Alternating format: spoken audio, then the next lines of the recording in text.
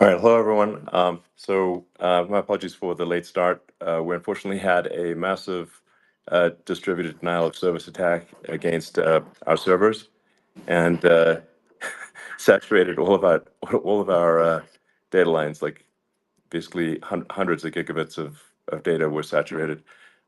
We think we've overcome most of that, and it's now time to proceed. But as this massive attack illustrates, there's a lot of opposition to people just hearing what President Trump has to say, and I'm honored to have this conversation. I want to emphasize it's a conversation, um, and it's really intended to just get a feel for what Donald Trump is just like in a conversation.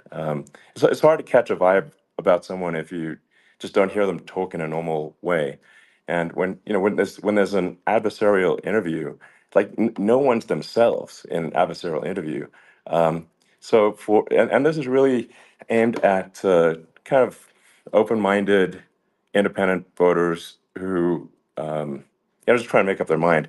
Uh, and so you can understand like what is what is it just like to have a conversation. So um, honored Donald, great uh, to speak. We had a great conversation yesterday.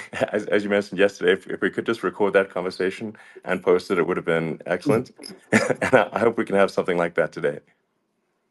Well, I think we will. I'm pretty sure we will. And congratulations, because I see you broke every record in the book with so many millions of people, and it's an honor. We view that as an honor.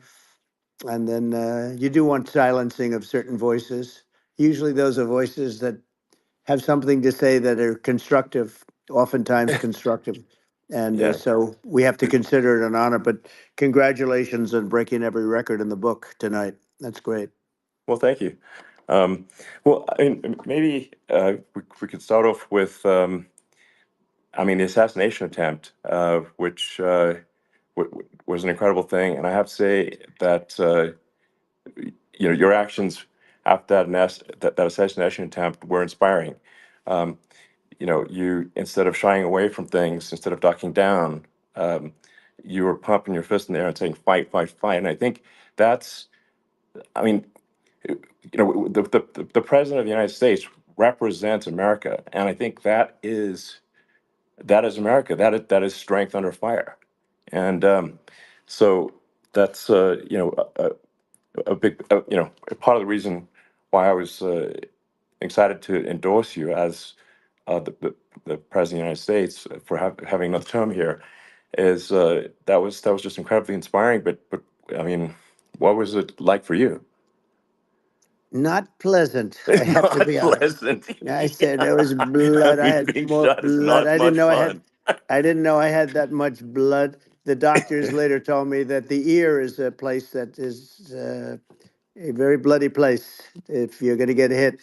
But in this case, it was probably the best alternative you could even think about because it went at the right angle, and it was a hard hit. It was very, uh, I guess you would say surreal, but it wasn't surreal. I was telling somebody you have instances like this, or like a lot less than this, where you feel it's a surreal situation, and I never felt that way. I knew immediately that it was a bullet.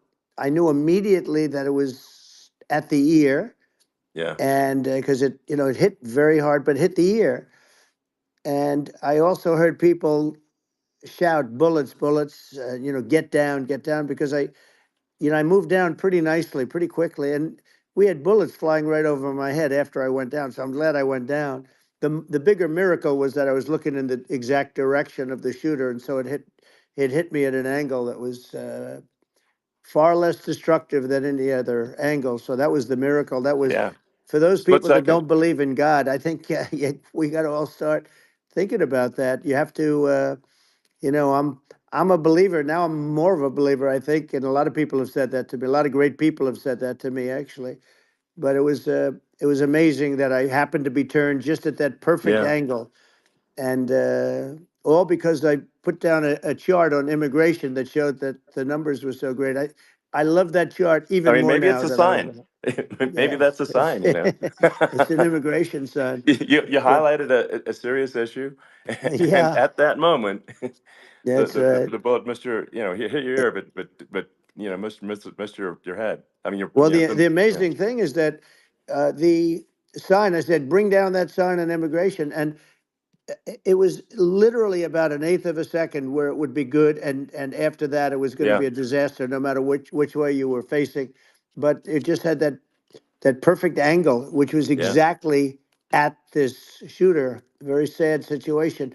Such a sad situation. As you know, we lost somebody that was great, Corey, yeah, who, a firefighter, a great gentleman, a great trumper.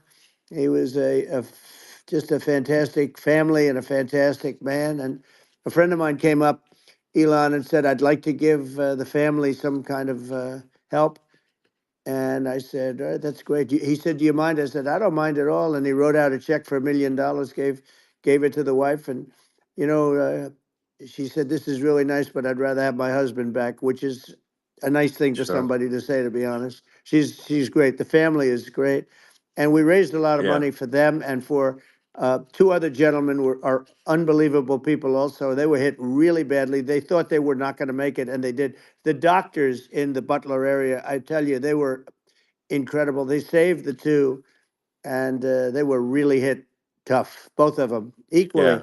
And we thought yeah, my first question was because I heard bullets flying over me, and I said, "How many people were killed?" Because we had a massive crowd there, a tremendous yeah, thousands and thousands of people, and there was no land. I mean, it was all people. So I said, "How many people have been killed?" Because I knew there were other shots being fired, sure, and they said, "We don't know yet, but some people have been badly hurt."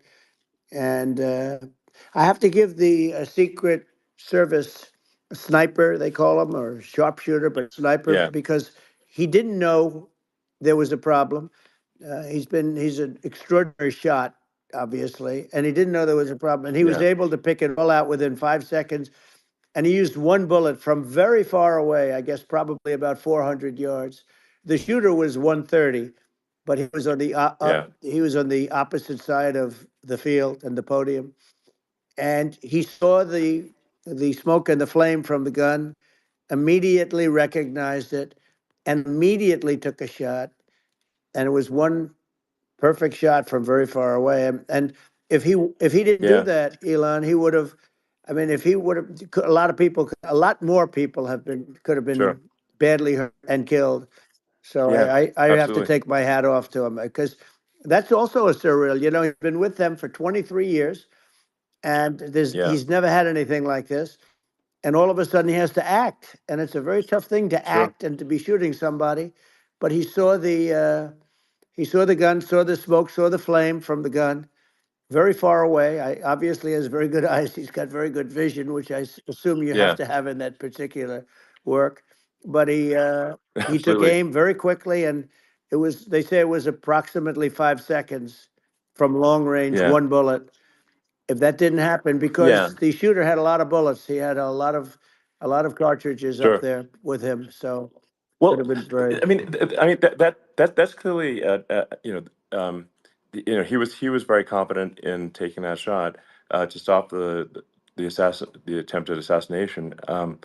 But I mean, there does seem to be, I mean, some pretty significant failings elsewhere in the system. Like, there's just no way that, like, how on earth does a shooter get on a roof 130 yards away?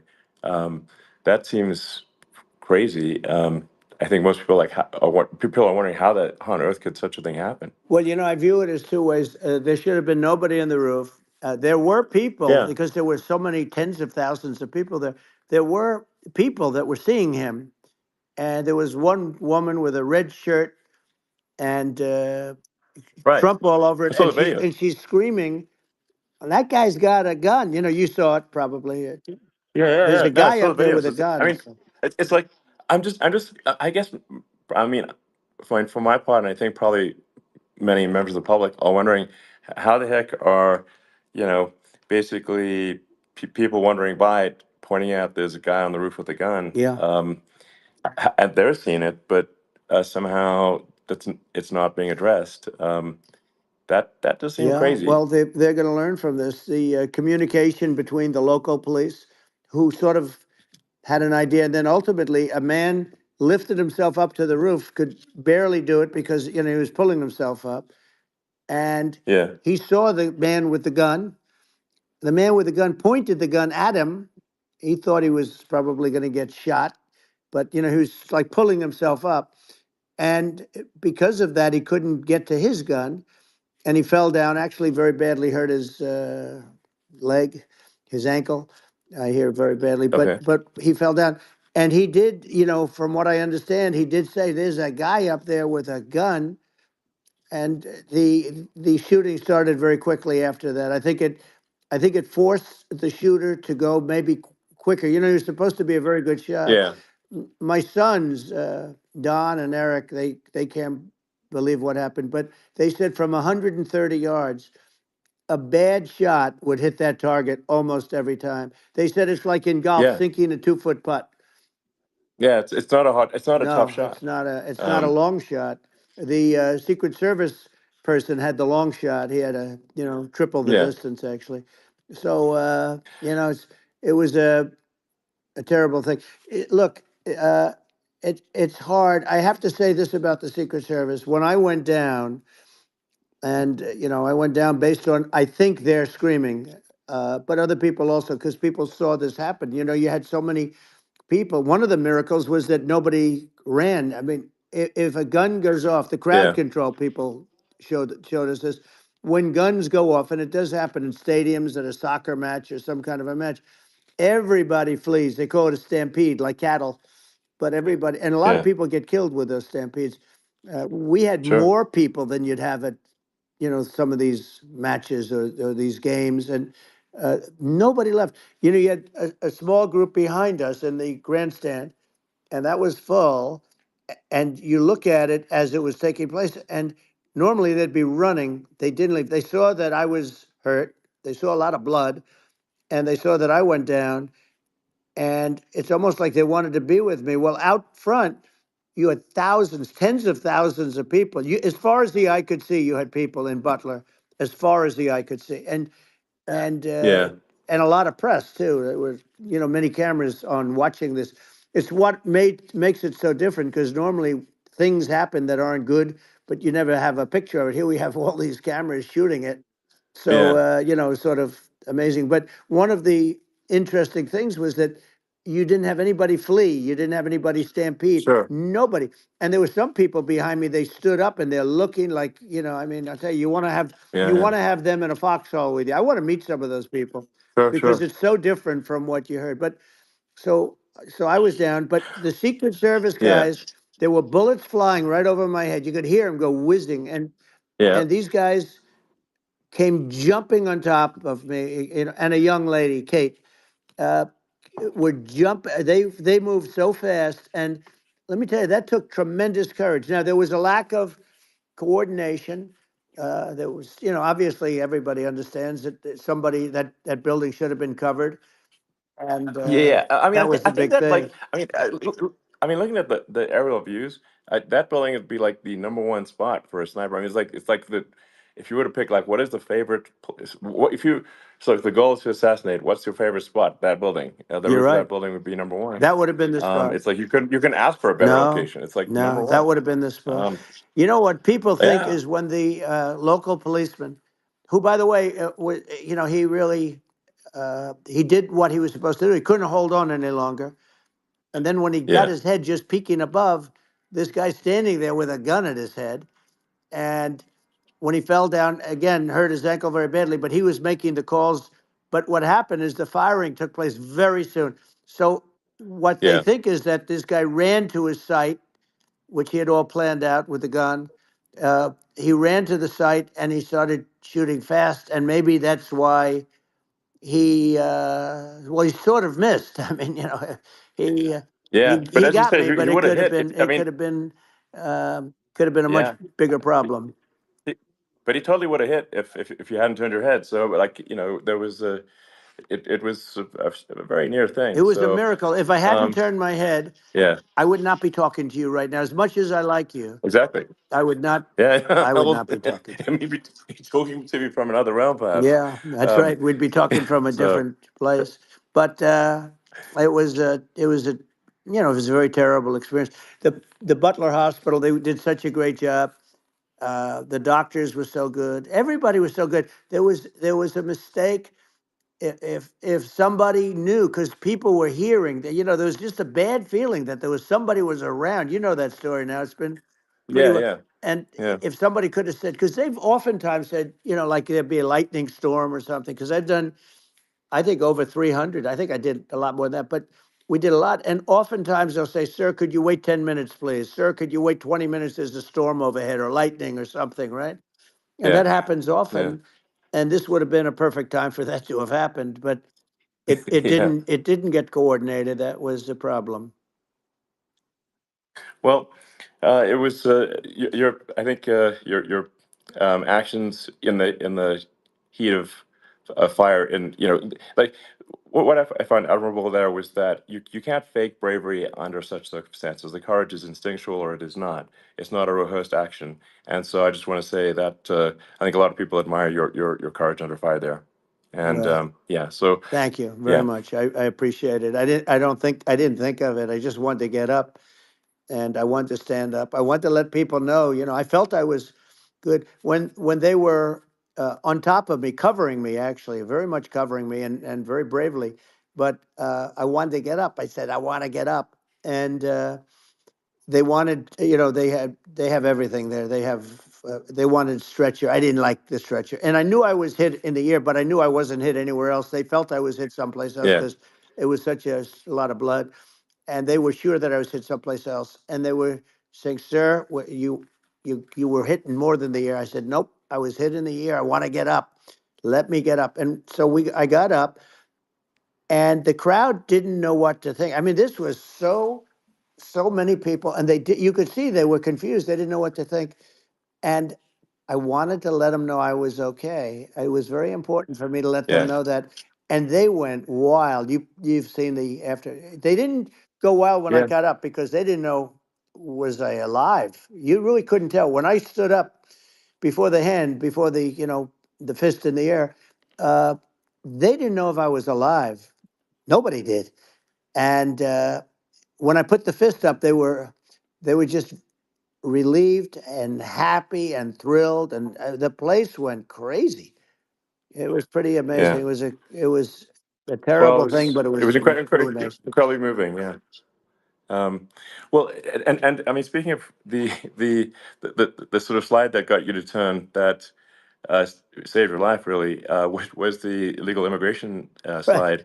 Maybe this, that's right. maybe this is worth talking about that, It since was. It was. that slide says You're saved your right. life, No, basically. the illegal immigration saved my life. You're right, but and I I had to know be at that's that the. exact angle. I mean, that's a great one. Saved by illegal You know immigration. the incredible 100%. thing though, when you talk about the odds, you had to be exactly at that angle. But the Yeah, incredible thing is that the chart, I used it less than 20% of the time. It was just a moment. yeah, It's always on my left, never my right, and it's always at the end of the speech. So here yeah, we have it. It's on the right, not the left. It's at the beginning, not the end. And even the people that put it up, they were unprepared, and they did a great job. They got it up immediately, fortunately. But I looked to the right, and the bullet came whizzing by, hitting my ear. So it was amazing. But when you think of the odds of that, and yeah, yeah, normally you wouldn't use it. Normally I wouldn't have the thing, and then it would yeah. have been a very different story. It's very much, I say, an act of God. It's a miracle that it happened, and I'm Sure. honored by it. I'm honored by it. Well, what were you about to say about illegal immigration before you were rudely interrupted with a Well, I was bullet? going to say how good the numbers were. By the way, we're going back to Butler, and we're going to go Great. back in October. We're all set up, and the people are fantastic in Butler. It's a great area. Great, these are incredible people.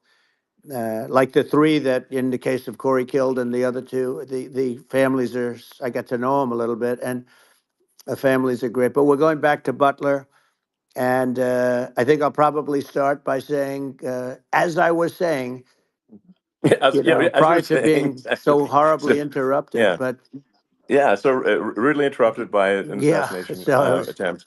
But no, but the chart, Some people have no manners. Elon, the chart was just a chart that in my last week we had the best illegal immigration numbers, meaning stopping.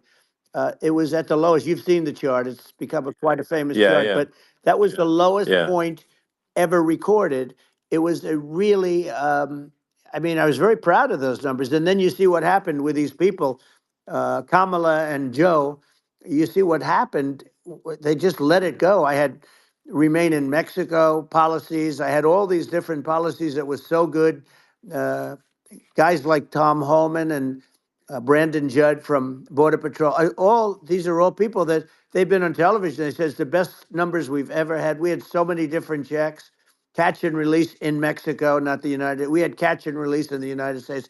We had it in Mexico. We had so many things. We had things where if people, many people come in there, they have contagious diseases.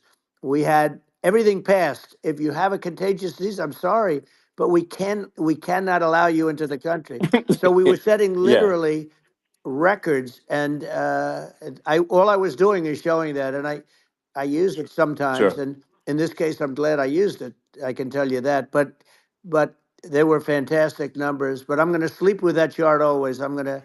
I'll be sleeping with that chart. That chart was very important for a lot of reasons. Well, I mean, would it be accurate to say that you're supportive of legal immigration, um, but but we also need to shut down illegal immigration, and especially unvetted illegal Yes, immigration, because and that's not the same as saying that everyone who's an illegal immigrant is bad. In fact, I think most people who are illegal immigrants are actually good, but you can't tell the difference unless there's a solid vetting of who comes across the border.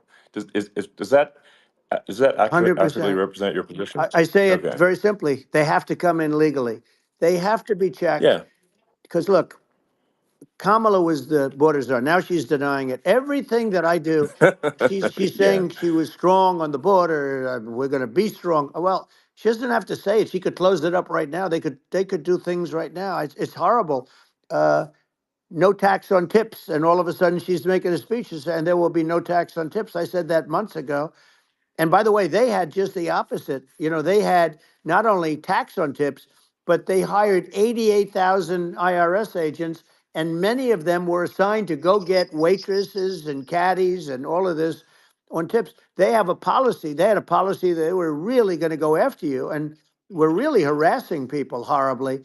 And then all of a sudden, for politics, she says, she comes out with what I said, which I think is terrible. And I think it's also hitting them very hard. These people are fake. Now they're also saying they did a good job on the border. We had the worst numbers in the history of the world, not of our country.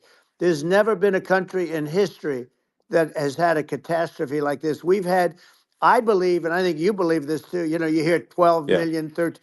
I believe it's over 20 million people came into our country, Yeah. many coming from jails, from prisons, from mental institutions, or a bigger version of that is Yeah. insane asylums, and many are terrorists. And I'll tell you what, they're coming not just from South America, they're coming from Africa, they're coming from all over the world. They're coming from Asia, they're Yeah. coming from the Middle East, they're coming from countries that are uh, stupidly and horribly bombing Israel October 7th. They're coming from all over the world. And you look at it's so sad October 7th because it should have never happened. Yeah. It's so sad when Sure. you look at Ukraine. It should have never happened. We have a defective Yeah. government. These are defective people, and they're not people that should be running it. But where you see it the best is the border, because you have millions of people coming in a month, and then she gets up and she tries to pretend like she's going to do something. She had 3.5 years. And by the way, they have another 5 months that they can do something, but they Yeah. won't do anything. It's all talk. She's No. incompetent and he's incompetent. And frankly, I think that she's more incompetent than he is. And that's saying something because he's not too good. Yeah. No. I think it is. essential to have a secure border. I mean, you're really not a country unless you have a Correct. secure border, and And uh, secure elections you too. know, yeah, absolutely secure elections, and so it's just essential to have a real border, or we can't function as a country, and our service, our central services are being overwhelmed in a lot of cities, um, and as we were talking about earlier, I think having a legal immigration process that is smooth and efficient and done well, and speaking as someone who is a legal immigrant, and I think I mean, like one way to think of it is, who do you want on your team? Um, who do you want on Team America?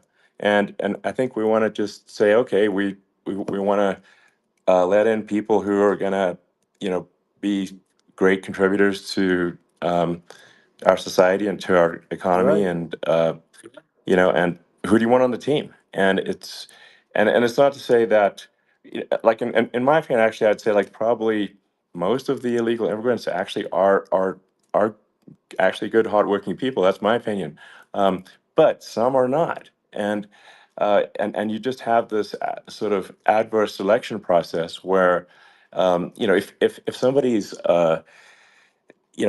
if somebody's like a you know, uh, has a career in theft or robbery.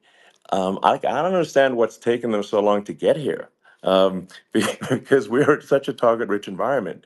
Um, I mean, why aren't more people who have a career in, bad things coming here sooner? Because I mean, it's a piece of cake to go rob, houses in LA or New York, compared to other parts of the world.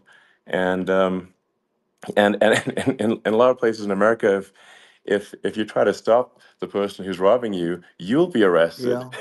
Yeah. So it's insane. It's right. I mean, what's happening with crime, and our police are so good, but they're not allowed to do their job. But I have to tell you, Elon, I They're hate not. to say it because it's such a downer to say it. I hate to say it. I hate it, but you have a lot of people that just shouldn't be. I think it's a much bigger number than you think. They're I allowing, think you're again, right. they're Yeah. allowing people from their jails. And if you were running one of these countries where they're coming from, you would have had all of them. As an example, Venezuela, their crime is down 72%.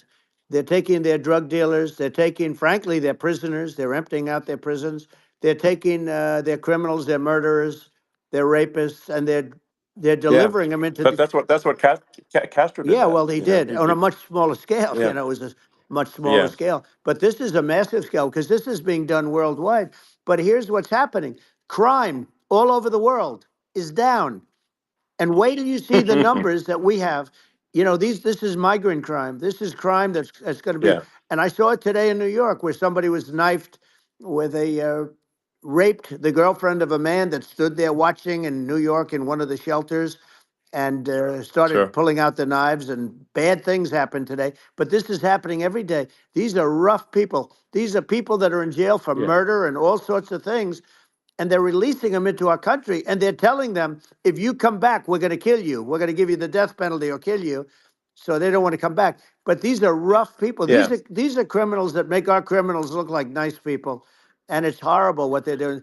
And she's in charge of it because now she's trying to say she Sure. had nothing to do with it, and she's such a liar because she was called the border czar the first day, and it was on the headlines of every newspaper. She's the border czar, and she never even went there. She went to one location which had nothing to do with where the problem is.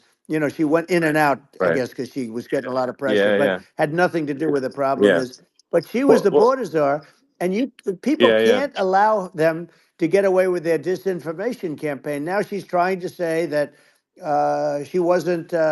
She wasn't really involved, and the whole thing is horrible. She was totally in charge. She could have shut the border down without him. He didn't know what he was doing anyway, so he wouldn't have even known Yeah. what happened. You could shut the border down; he wouldn't Yeah. even know the difference. But uh, the fact is that she was border czar. But if you don't have to call her Yes. that, the fact is you could just call her. She was in charge of the border, and the border was the worst Right. ever. It's simply not working. No, It's, it's I mean, horrible. whether it's by, whether it's a question of, of intention or competence. Either way, we don't have a secure border, and we have people streaming over like it looks like a World War Z zombie apocalypse at times. And sometimes you got to sort of wonder, like, is it real or not? So because you see things, you're like, is it real? So I went to the border at Eagle Pass, and I saw for myself in Texas, and I was like, okay, it's real. I'm like seeing this in real time. I actually posted the video like just live. I just flew there one day and just to see, hey, is this made up or real? And I'm just seeing people stream across the border, and I have to say, at least the people that I saw did not look friendly. So These are people people. can look at my video and say, hey, Yeah. does these people look friendly? I don't look super friendly. So These are people that um, Elon would not be the same man if he had to walk across the street and look these people in the eye. These are rough people. These are really rough people coming across. And I know rough people. And these are people that we don't want in our country. And the caravans are coming in and they're putting and who's doing this are the heads of the countries. And you would be doing yeah, it, and so would I. And everyone would say, oh, what a terrible thing to say. The fact is, it's brilliant for them because they're taking all of their bad people, really bad people. And I hate to say this, the reason the numbers are much bigger than you would think is they're also taking their non-productive people. Now, these aren't people that will kill you. We have enough of them, but these are people that are non-productive. They are just not productive. I mean, for whatever reason, they're not yeah, workers or they don't want to work or whatever. And these countries are getting rid of non-productive people in the caravans in many cases, and they're also getting rid of their murderers and their drug dealers and the people that are yeah, really brutal people. And they're coming into our country yeah, at levels that have never been seen before. And I saw an ad just before I got on the air. I'm walking over here, and I saw an ad by Kamala saying how she is going to provide border security. Where has she been for 3.5 years? For 3.5 years, yeah. No, no. This is we have 20 this million this people this I poured think in. is. It's a terrible Yeah, I thing. think this, frankly, I think this is a fundamental existential issue for the United States. And if we have another 4 more years of open borders, and it's going to be even worse with another 4 more years, it's going to be even worse than it's been for the past, 3.5 years. I'm not sure we've got a country You don't have left a country at that left. point. Elon, if they get in, you will have 50 to 60 million people from all over the world, not South America only. We think of South America, we think of Honduras and El Salvador, Guatemala, and Mexico, the four. But it's not that. It's everywhere. They're coming in from Yeah, everywhere. And I had to stay in yeah, I think Mexico. this is a super important Yeah. point. Like people, it's like basically when I went down there, I was like, well, where are people from? It's like almost no one was from Mexico, to be No, clear. Mexico It's it's less, just it's just less it's than just the the others. border. It's just the border with Mexico, but the people coming in, it's Earth, the rest of Earth, and America is only about 4 or 5% of the population of Earth. It would only take a few percent of the rest of Earth to overwhelm everything in the We're U.S. already So overwhelmed, Elon. We're overwhelmed. You had to see the news tonight about New York. New York, and I love that place, and what they're doing to it is horrible, what they're doing to it. And all the courts do is they yeah, try and focus on Trump. Okay, let's focus on Trump, who did nothing wrong. I complain about a rigged election. Elon, what's happened is unbelievable. You have from Africa, from the Congo, they're coming from the Congo, and 22 people came in from the Congo recently, and they're murderers, and they're dropped. They drop them. They take them out of jails, which is very expensive, to maintain the jails. Although they don't do too much maintaining, I can tell you. But they take them out of jails, prisons. They take them out and they bring them to the United States. They deposit them in the United States and say, "Don't ever come back, or you're going to be executed." And they don't want to come back, but they won't come back. sure. But they're coming from Africa. They're coming from Asia. They're coming from the Middle East. They're coming from South Well, America. just They're Earth, coming from rest of Earth, everywhere. basically. And there are a lot of Yeah, really everywhere on bad Earth. ones. It's just a, it's just an everywhere on Earth thing, and it's just not possible for the United States to absorb, everyone from Earth, or even a few percent of the rest of Earth. It's just not possible. Well, So Elon, we're going to have that's just to yeah, finish this up. We're going to have the largest deportation in history of this country, and we have no choice. Otherwise, we're going to have a country. What they've done to our country. Think of it, with in Venezuela and in some of these other countries. Crime is down 50, 60, 70, 80%. And you would be the same. You would have, Yeah, I'll yeah, tell you what, Venezuela has not gotten rid of all of them. They've gotten rid of about 70% of their really bad people. Their jails are about 50% uh, put into the United States. Same with other countries. Some sure. are at 30%, some are at 50%. They're all different. But the bottom line is they're all going to be at 100%. Why wouldn't you put 100% of it? Yeah, And they're doing it right now while this third rate phony candidate. Don't forget, I beat Biden. He failed in the debate miserably. And, some people said, oh, gee, it's too bad.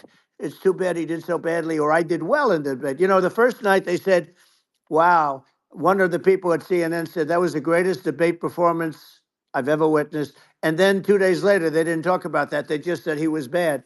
But that's okay. That's the way I get treated. And I don't mind that at all. What I can tell you is this: we cannot have a Democrat. We cannot have her. She's incompetent. She's as bad as Biden in a different. Look, yeah. she hasn't done an I mean, interview since this yeah, whole scam started. well, And say what you want, this yeah, was a coup.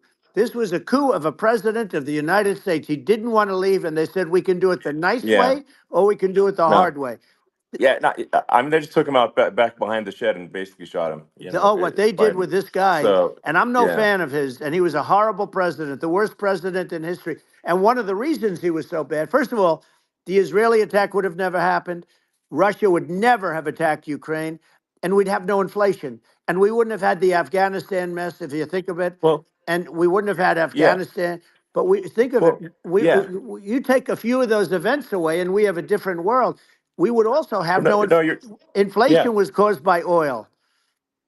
Yeah, no, no. I think you're making an excellent point here, which is that when other countries can, that are, are thinking about invading or doing bad things, when they're thinking about that, they're thinking about, okay, what's the American president going to do, and do they fear the American president, or is there someone they do not respect or and do not fear?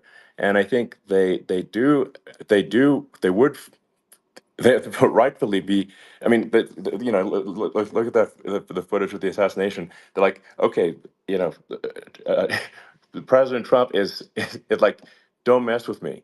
I mean, that's like, but whereas I think people are not going to be, and they obviously have not been at all intimidated by Biden, and they certainly will not be intimidated by Kamala. And you have to really think of that in the context of global security. That if the American president is someone that like evil dictators are scared of, that makes a huge difference to the security of the world. So I had a good relationship with Putin, despite the Russia hoax that lasted for over 2 years. Just a hoax created by Hillary Clinton and Adam Shifty Schiff, some just bad people, just sick people, frankly. I mean, Schiff is a sick person. He's going to end up probably being a senator. It's hard to believe. The whole thing is hard to believe. But, they put our country in danger with that stuff, too. They actually, when they make up stories, and you have to fight your way out of it for a long time. But I know Putin very well. I got along with him very well. He respected me, and it's just one of those things. And we would talk a lot about Ukraine. It was the apple of his eye. But I said, don't ever do it. Don't ever do it. I shut down Nord Stream 2. That was the big oil pipeline, the biggest, I think, the biggest pipeline in the world going all over Europe. I shut it down. Biden came, and then they say, Yeah, I loved Russia. I was a friend of Putin, and I loved Russia. No, he actually said to me one time, he said, if you're my friend, I'd hate to see you as an enemy. I shut down his pipeline, the biggest pipeline. They were looking at that to yeah, fund, and this pathetic president gets in there, and the first thing he did, one of the early things he did, is he shut down Keystone XL pipeline, which is our pipeline that would have employed 48,000 people, pipeline workers, shuts it down. That was, a massive job that Obama refused to allow. yeah, I allowed it in my first week because it was jobs and it moved oil. And by the way, in a much more environmentally friendly way. It's underground. It's not a truck that catches on fire or a train that catches on fire.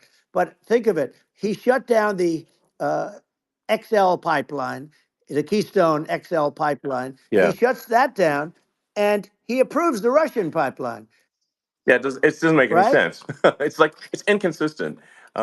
Certainly, but I mean, I think it's just worth emphasizing to listeners that the immense importance of whether the United States president is intimidating or not intimidating, and how much that matters to global security, because there's some real tough characters out there, and if they don't think the American president is tough, they will do what they want to I do, know every one of and them. it puts the whole Yeah. world in danger. Elon, I know every one It's of a them, big and I know deal. them well. I know Yeah, Putin. I know President Xi. I know Kim Jong Un of North Korea. I know every one of them.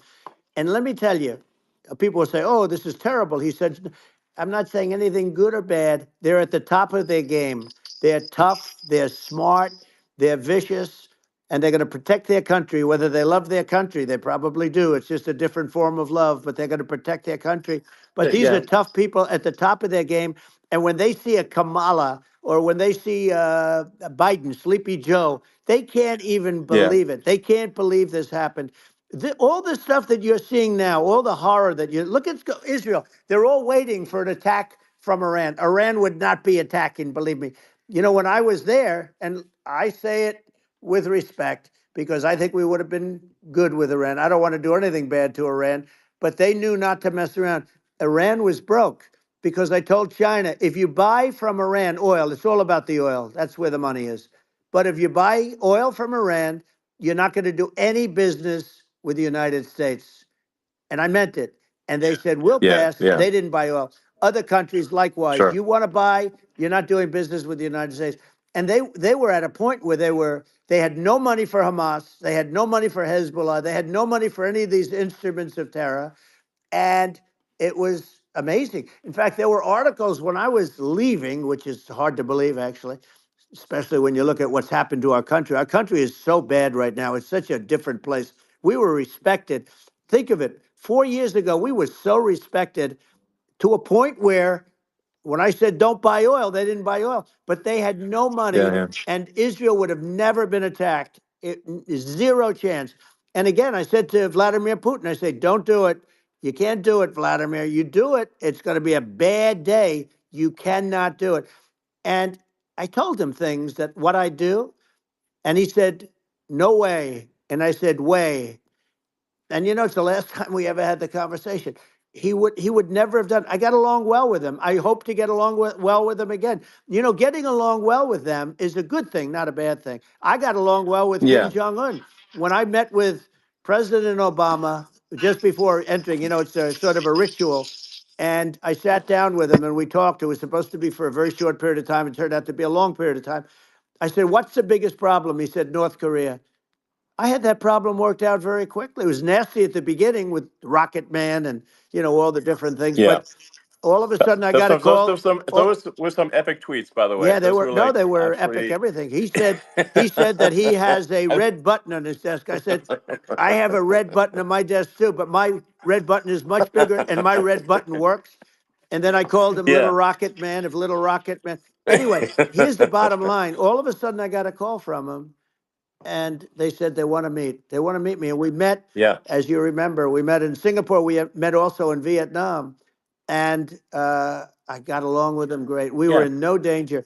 But Yeah. President Obama, It's President because Obama thought they we were going to respond. end up in Yeah, a nuclear war with him. And let me tell you, he's yeah. got a It's not lot of true. nuclear Yeah, stuff too. He's exactly. got plenty of nuclear. It's He can do plenty of damage. it's So yes. I mean, it's because I mean, people like Kim Jong Un. They respond to yeah. strength, not weakness. Well, And he and I got it. if you He and I project had a good strength, relationship. you're good. Remember, I Yeah. remember I met him and we walked onto his land. Nobody ever walked onto his land before. I walked onto. I wouldn't Yeah, say. yeah. Let's That bring was up cool. Secret Service again. I wouldn't say they were thrilled when I did that. I walked onto his land, and it was an amazing period. But we were not in danger with him because of me.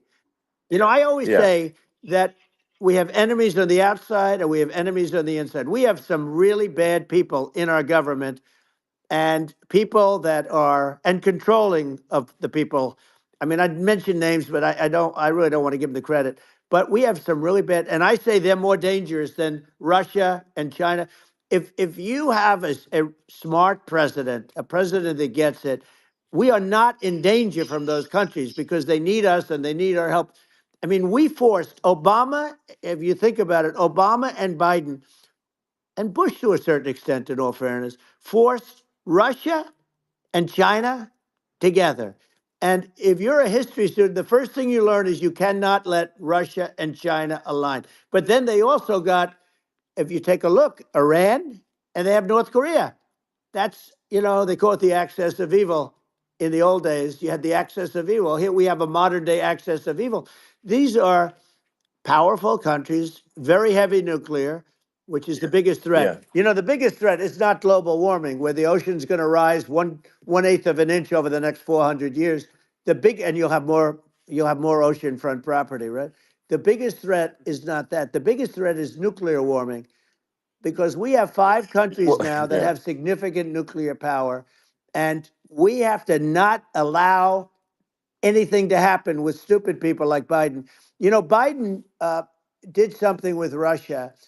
There was no chance of him ever going in. And when I left, and then after I left, they started forming big armies on the border with Ukraine, right? And I looked at that, and I thought he was doing that because Putin's a good negotiator. I thought he was doing that to negotiate. But then Biden started saying such stupid things. For instance, he said that it can be a NATO country. Now, Russia, for as long as there's been NATO, has said we're never going to agree to that. And we go right up front and say that. And we did things and said things through this president with a low IQ, very low IQ.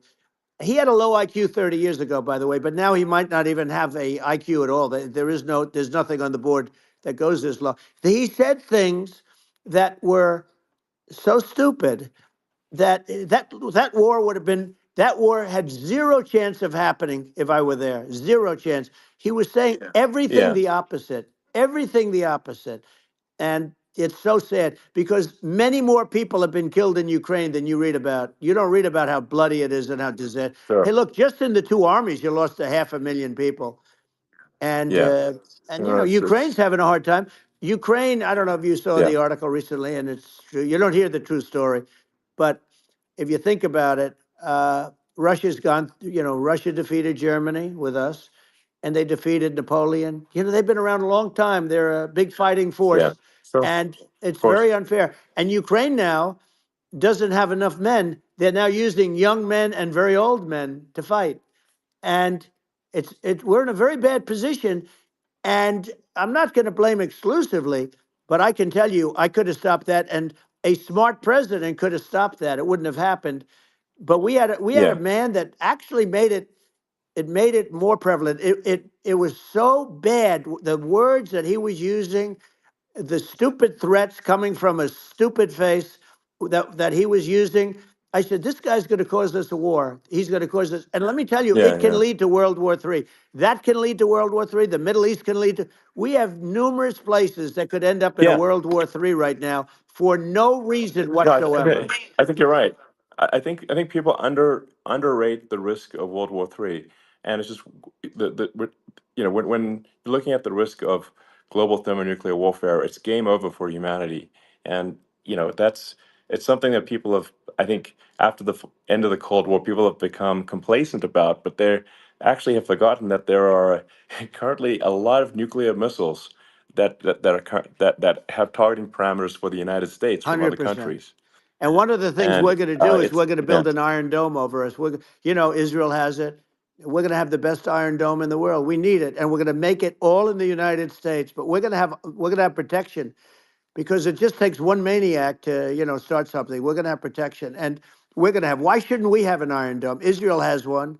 Some other places yeah, have one that nobody even knows about, frankly. But Israel has it. We're going to have an iron dome. But with all of that being said, to me that's so important, the most important. But with all of that being said, the election's coming up, and the people want to hear about the economy and the fact that they absolutely, sure. can't buy groceries because they don't have enough money to buy groceries. The inflation has killed them. Food prices are up 50, 60, even 100% in some cases. And this stupid administration allowed this to happen. And it's a shame.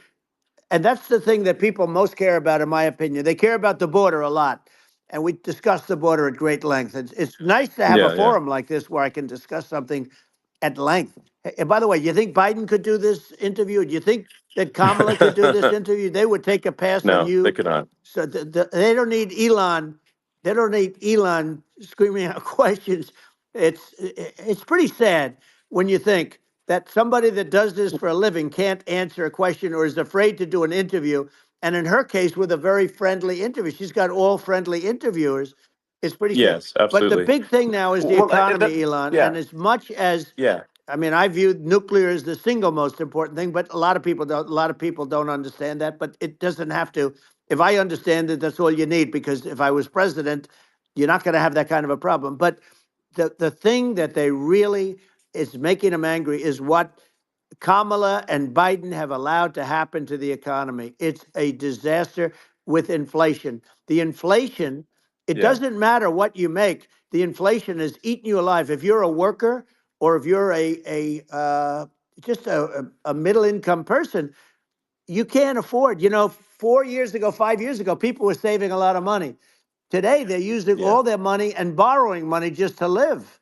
It's a horrible thing Right. that's happening, and we'll end that Well, I think quickly. a lot of yeah, a lot of people just don't understand where inflation comes from. Inflation comes from government overspending because the checks never bounce when it's written by the government. So if the government spends far more than it brings in, that increases the money supply, and if the money supply increases faster than the rate of goods and services, That's right. that's inflation. Um, so really, we need to have we need to reduce our government spending, and we need to re-examine. I think we need like a government efficiency commission to say like, hey, where are we spending money that's sensible? Where is it not Right. sensible? And we need to live within our means. We're currently adding, I think, $1 trillion to the deficit every roughly Right. every 100 days. That's right. And the interest payments on the national debt have now exceed the defense budget. It's on the order of $1 trillion, It's interest. and it keeps Yeah, I growing. rebuilt our military, largely rebuilt our military, did a great job on it, which was so important. We had jets, we had fighters that were, and bombers that were 70 years old, and we did a great job in that. Then by the way, then we gave 85 billion of it back to Afghanistan, if you can believe it. We gave them 85 billion. They're one of the largest sellers Yeah, of military equipment in the world. They're selling what we gave them. That was one of the most embarrassing days in the history of our country. But if you think about, let's go back to the economy. We have to bring energy yeah, prices down. Energy started at the price of gasoline. Now your cars don't require too much gasoline, so you have a good, and you do make a great product. I have to say, I have to be honest with you. thank That you. doesn't mean everybody should have an electric car, but these are minor details. But your product is incredible. But the Thank you. gasoline, Elon, is the cost of energy. Not only gasoline, it's the cost of heating your house and cooling your house. That has Sure. to come down. It's gone up 100%, 150, and 200%, and that has to come down. When that comes down, and we're going to Yeah, drill, baby, drill. They stopped drilling, and then they went back to drilling because they went back to the Trump policy. But if they won the day after they get into office, this country will go out of business because they're going to go to an energy policy that's not sustainable. Wind and different things. You're not going to have anything. yeah, And I know you're a big fan of the AI, and I have to say yeah, that AI, and this is shocking to me, but AI requires twice the energy that the country already produces for everything. So you're going to have to build. We're going to have to build a lot of energy if our country will be competitive with China, because that's our primary competitor for this on the AI. You're going to sure. need a lot of Well, I mean, electricity. You're going to need tremendous yeah, electricity, like almost double what we produce now for the whole country, if you can believe it. sure. Well, just going, back to this, like this basic thing, which that people try to make it sound complicated, but it's not. But inflation is caused by government Right. overspending. Would you agree that we need to take a look at government Yes. spending and have perhaps a government efficiency commission that just tries to make the spending sensible and so the country lives within its means, just like a The person does. waste is incredible, and nobody It negotiates is. prices. You used to have a lot of people making jets, and you end up with two companies, and they'll probably try and merge at some point. I mean, I went through it like Air Force, just a thing like Air Force One. One of the first documents they asked me to sign, a general said, "Sir, would you please sign this document?" And what is it? Air Force One. That's with Boeing.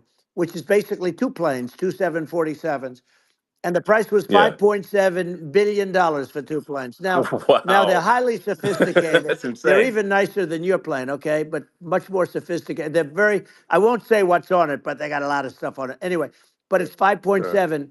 I That's a crazy It's a number. crazy number, but I said I'm not going to pay 5.7. I'm not going to do it. I said, who made the deal? Obama and his people. I said, well, then I know the deal's no good. I'm not going to do it. And over a course of about 4 weeks, by my saying I'm not going to do it, I got the price reduced by $1.6 billion for the exact same plane. Other than we had a nicer paint job, if you want to know the truth. But for the exact same plane, I saved one. And I said to Boeing, man, you guys must make a lot of money if you can reduce the price by that.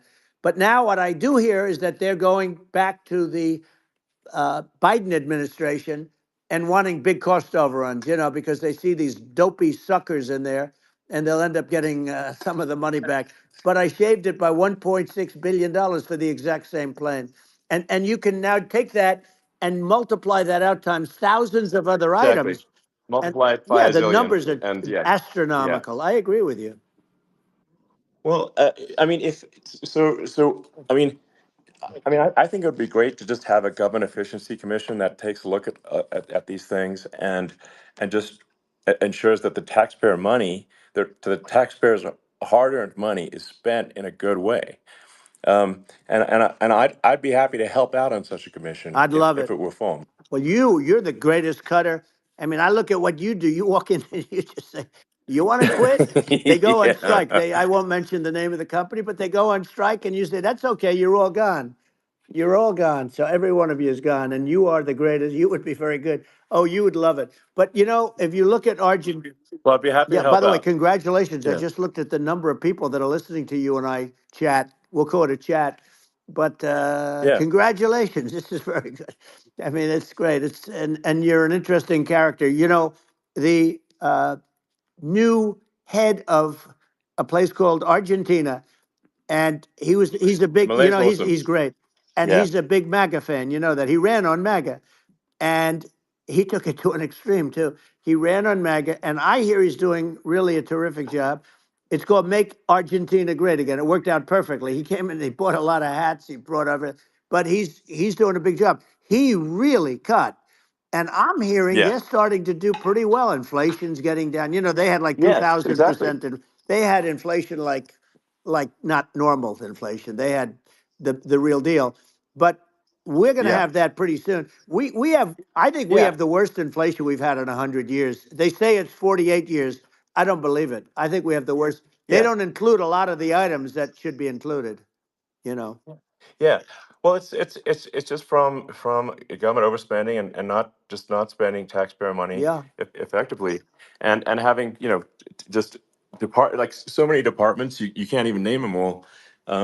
And what Malay is doing is he's cutting government spending. He's simplifying things. He's having putting in regulations that make sense, and I and we're Argentina overnight is experiencing a giant improvement that's in right. prosperity.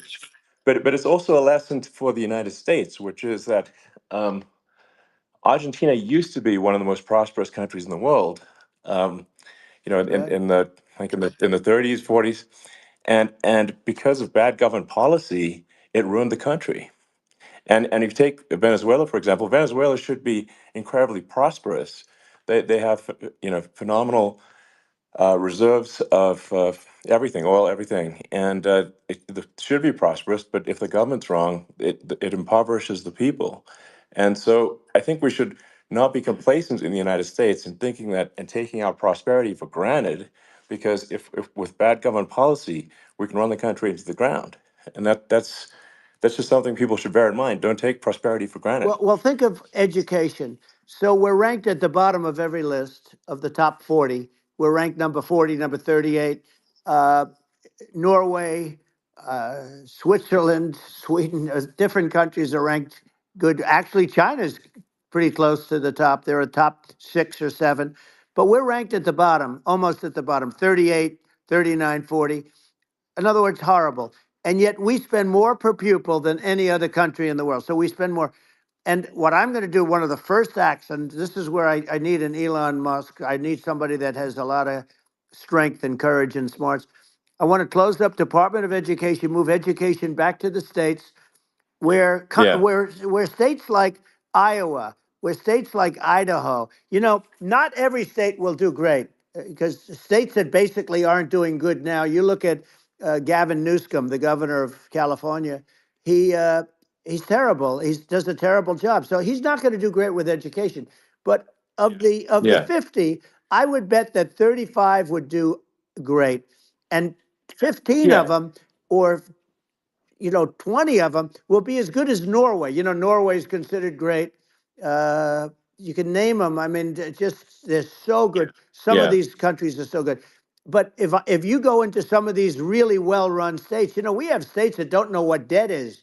We have states that have low taxes, no debt, everybody working. They're really well run, Sure. and maybe they have certain advantages in terms of location, in terms of the land, or the sun, and the water and the whole thing. There are a lot of advantages that some people have. But if you moved education back to the 50, you'll have some that won't do well, but they'll actually be forced to do better, because it'll be a pretty bad situation. Yeah. But if you think Well, about it, yeah. you'll have some Yeah. of Yeah. these states. I'll bet you'd have 30, 35 states.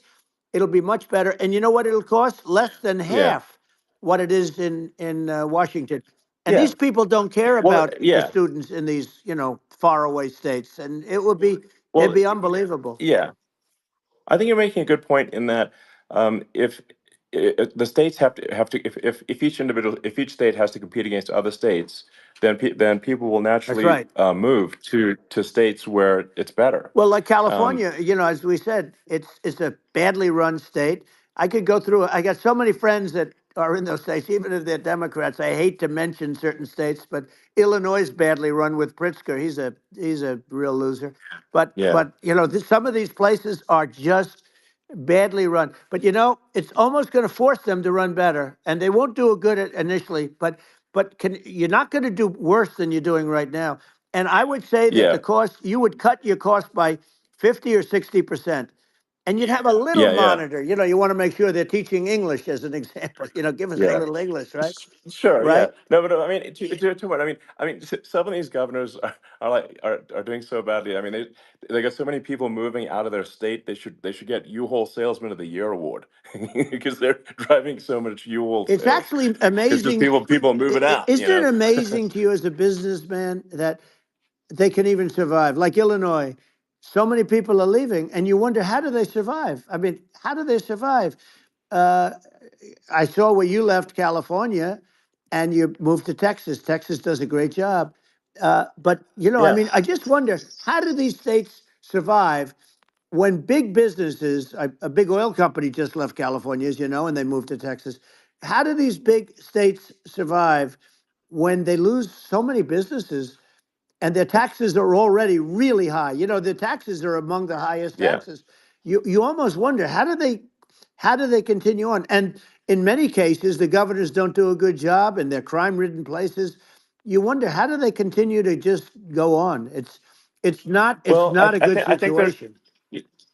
I mean, I think the only thing that's going to force some of these states to change is if they risk bankruptcy and they're not getting bailed out by the federal Right, government. right. Well, you're That's gonna that's you're the gonna only thing have that's going to that. get them to change. You remember the Yeah, area in California where they had that, where I guess somebody had sticky fingers and they stole a lot of money, and they went into a form of chapter, and it was very yeah, nasty for yeah. a period of time. But now it's probably the most popular place in all of California. So at some point, something like that may have to happen. But the problem is, you can't penalize people that loan money to the state when you have incompetent people like a Pritzker. Look, the family didn't want him in the family business, and then he ends up being governor of Illinois. So what is he going to be? Is he going to be a great governor? And you have people. I could name every one of them. I got to know every one of Yep. these, and some are very good, and some are just horrible. Well, I think that I mean the larger point here, too, as you're saying, like a lot of people are concerned about the economy, a lot of people are concerned about inflation, and inflation is effectively a tax on people that save money, Yeah. and for people that are working day to day, it's just a form of taxation.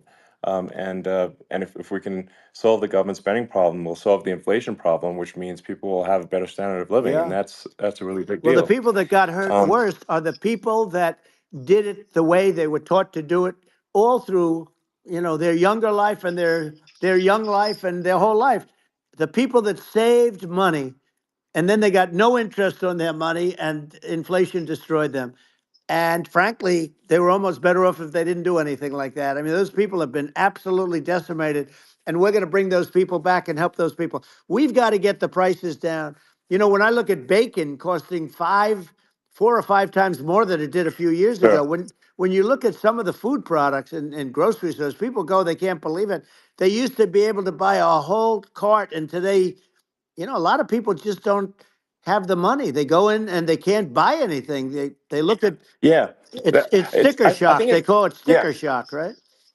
I think it really just comes, like I said, I think it just comes down to really, I guess, two things, which is that if you solve government overspending, you solve inflation, which improves living Right. standards of the average person, and then if you deregulate, like have sensible regulations, so because a lot of the regulations are nonsensical and cause the cost to be extreme for no reason, but unless you've got effective deregulation. Like Reagan did a great job on deregulation in the 80s, but it's been 40 years since we had That's right. anyone really. I mean, during your administration, we made some progress, but I think there's an opportunity to make, I think, radical progress with sensible regulation.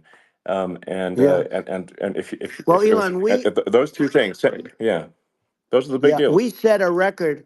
We did more deregulation and more restrictions on all of the different businesses than any other president. Remember, I had the rule for everyone we put in, you have to get rid of 10 or 12. And we did Yeah, radical cuts on all of that, and a lot of that's being put back by this administration. And we did radical cuts on things that weren't necessary. But we were all set. We had the best economy ever, maybe in the world. And then what happened is COVID came in, and we had to focus on that, and nobody knew what it was. And I always say I got good marks on economy, good marks on military. We knocked out ISIS. We did so many different things. We rebuilt. But, I never got the credit that we really deserved on what we did with COVID. We never got the credit. But if had that not happened, a gift from China, from Wuhan, came in from Wuhan, the Wuhan labs, and I always said it, and it turned out to be right. But yeah, had that not happened, we were set to start reducing debt. We were going to reduce taxes further. I gave the largest tax cuts, and we were going to reduce taxes still further for middle income people, not only businesses. But we did it for sure. business because they're the ones that's why we had the great job numbers. But we were set to really start reducing debt. And, we're sitting on the biggest pile of liquid gold anywhere in the world, bigger than Saudi Arabia, bigger than Russia. And we were going to drill, and we were going to make so much money. We were going to supply Europe with oil. I had stopped the Russian pipeline, and we were going to supply them with oil and gas. We were going to make a fortune. And then the COVID came in, and we really had to divert. Then what happened is when they came in, we kept a lot of businesses alive. If I didn't do what we did, we would have had a 1929 type depression. But the problem is when Biden came in, he got trillions of dollars and just started spending it stupidly. You didn't need it anymore. We got over that bad period where everybody was dying and feeling, it was just not a good period. Interestingly, during his administration, many more people died during his administration of COVID than during my administration, and we really got the brunt of it. But people don't realize more people died during his administration than ours. But it diverted us from doing what I wanted to do. But we had the greatest for almost 3 years. We had the Yeah, great, and you know that probably better than anybody. So many of your friends said to me, the best years we've ever had in business were during the Trump years, and also said that African American, Hispanic American were so incredible. They were having the best Asian American women, men, young people without a diploma, young people that graduated from the best colleges, from MIT, from the Wharton School, from all of the great colleges, Harvard. They were doing better, and people without a diploma were doing better. and everybody was happy. And then COVID came, and Sure. we had the problem is they spent trillions and trillions of dollars. They wasted. They shouldn't have taken any money, and we wouldn't be having inflation right now, which is killing our country. Yeah, yeah. Yeah, and absolutely. And I mean, I should probably say something about like, maybe my views on, climate change Yeah, and oil and gas, because I think it's probably different from what most people would assume. Because my views are actually pretty, I think, moderate in this regard, which is that I don't think we should vilify the oil and gas industry and the people that have worked very hard in those industries to provide the necessary energy to support the economy. And if we were to stop using oil and gas right now, we would all be starving, and the economy would collapse. So I don't think it's right to sort of vilify the oil and gas industry, and the world has a certain demand for oil and gas, and it's probably better if the United States provides that than some other sure. countries, and it would help with prosperity in the U.S. And at the same time, obviously, my view is like we do over time want to move to a sustainable energy economy, because eventually you do run out of. I mean, you run out of oil and gas. It's not there for. It's not infinite. Um, and there is some risk. I think the risk is not as high as a lot of people say it is with respect to global warming. But I think if you just keep increasing the parts per million in the atmosphere long enough, eventually it actually simply gets uncomfortable to breathe. People don't realize this. If you go past 1,000 parts per million of CO2, you start getting headaches and nausea. And so we're now in the sort of 400 range. We're adding, I think, about roughly 2 parts per million per year. So I mean, it still gives us. So what it means is like we still have quite a bit of time, but so there's not like we don't need to rush, and we don't need to like stop farmers from farming, or you know uh, prevent people from having steaks or Right, basic stuff like right. that. Like you can leave the farmers alone, I agree. in How my opinion. crazy is that where I mean, you have farmers that are not allowed to farm anymore and have to get rid of their cattle, and the whole world is yeah, a that's little silly. crazy, but it's largely taken its lead from us. I just say though, I've heard in terms of the fossil fuel, because even to create your electric car and create the electricity needed for the electric car. Fossil fuel is what really creates that at the generating plants. And, so you sort of can't get away from it at this moment. I mean, someday you might be able to, but I do hear we have anywhere from 100 to 500 years left. Much of it hasn't even been found yet. Yeah, But there are tremendous, like Anwar. I got Anwar in Alaska approved. Ronald Reagan couldn't do it. Nobody could do it. Everybody tried. Nobody could do it. I got it approved. The first thing that Biden did was unimprove it, to get rid of it. He ended yeah, it. His uh, his secretary went in and she ended it. And what a disgrace. That's Anwar. That's bigger, or they think it could be bigger than Saudi Arabia in Alaska. Could be bigger than Saudi Arabia. But they went in and they terminated it. And I'll get it going very quickly, because not only is it big for Alaska, I mean, you talk about economic development, that for the United States, I mean, that is, they say bigger than Saudi Arabia or the same size, and pure, yeah. really good stuff.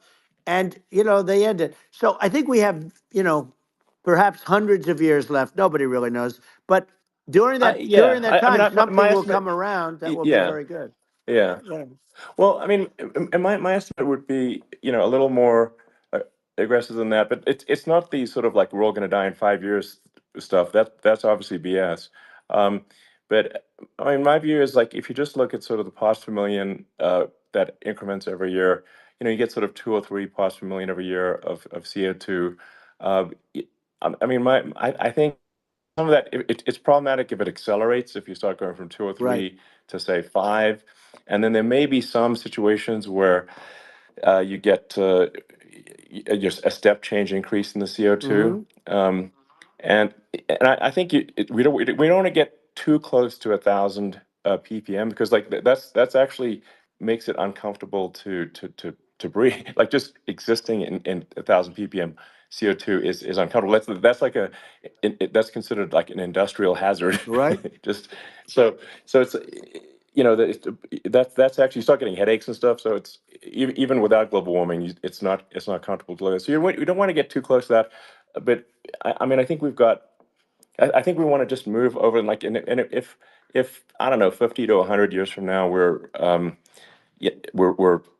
I don't know, mostly sustainable. I think that'll probably be okay. Um, so it's not like the house is on fire immediately, but I think it is something we need to move towards. And on on balance, it's probably better to move there faster than slower. But like I said, without vilifying the oil and gas industry, and without causing hardship in the short term. I think this can be done um, without, but people can still have, a stake, and they can still drive gasoline Sure. cars, and it's okay. It's like, it's not. I don't think we should vilify people for it, but I think we should just generally lean in the direction of sustainability. And I actually think solar is going to be a majority of Earth's energy generation in the future, and it's certainly trending that way. Mm-hmm. And so you get the solar power, combine that with batteries, so because obviously the sun doesn't shine at night, and then you use that to charge the electric cars, and you have a long-term sustainable solution. And that's what Tesla's trying to move things towards, and I think we've made a lot of progress in that regard. But when you look at our cars, we don't believe that environmentalism, that caring about the environment should mean that you have to suffer. So we make sure that our cars are beautiful, that they drive well, that they're fast, they're sexy. I mean, they're cool. In fact, literally, I made this sexy joke: Model S, Model 3, Model X, and Y spells out sexy. It's probably the most expensive joke out Right. there. Um, but I don't know, I like cheesy humor, so, um, but I'm not, I'm a big fan of, like, let's have an inspiring future, and Yeah. let's work towards a better future, and we can do so without demonizing Right. people. I'm okay. You know, It's very interesting. You use the word global warming, and today they use the word climate change because you have some places that go up, and so they were getting themselves in a little trouble with the word global warming because not every place is warming. Some places are going the opposite direction. But I'm sort of waiting for you to come up with solar panels on the roofs of your cars and on the trunks of the cars, and it just seems like something that at some point you will come up with. I'm sure you'll be the first, but it would seem that a solar panel on the roofs, on flat surfaces, on certain surfaces might be good, yeah, at least in certain areas of the country where you have the world sure, where you have the sun. But I would think, and I have no idea because that's not my world, but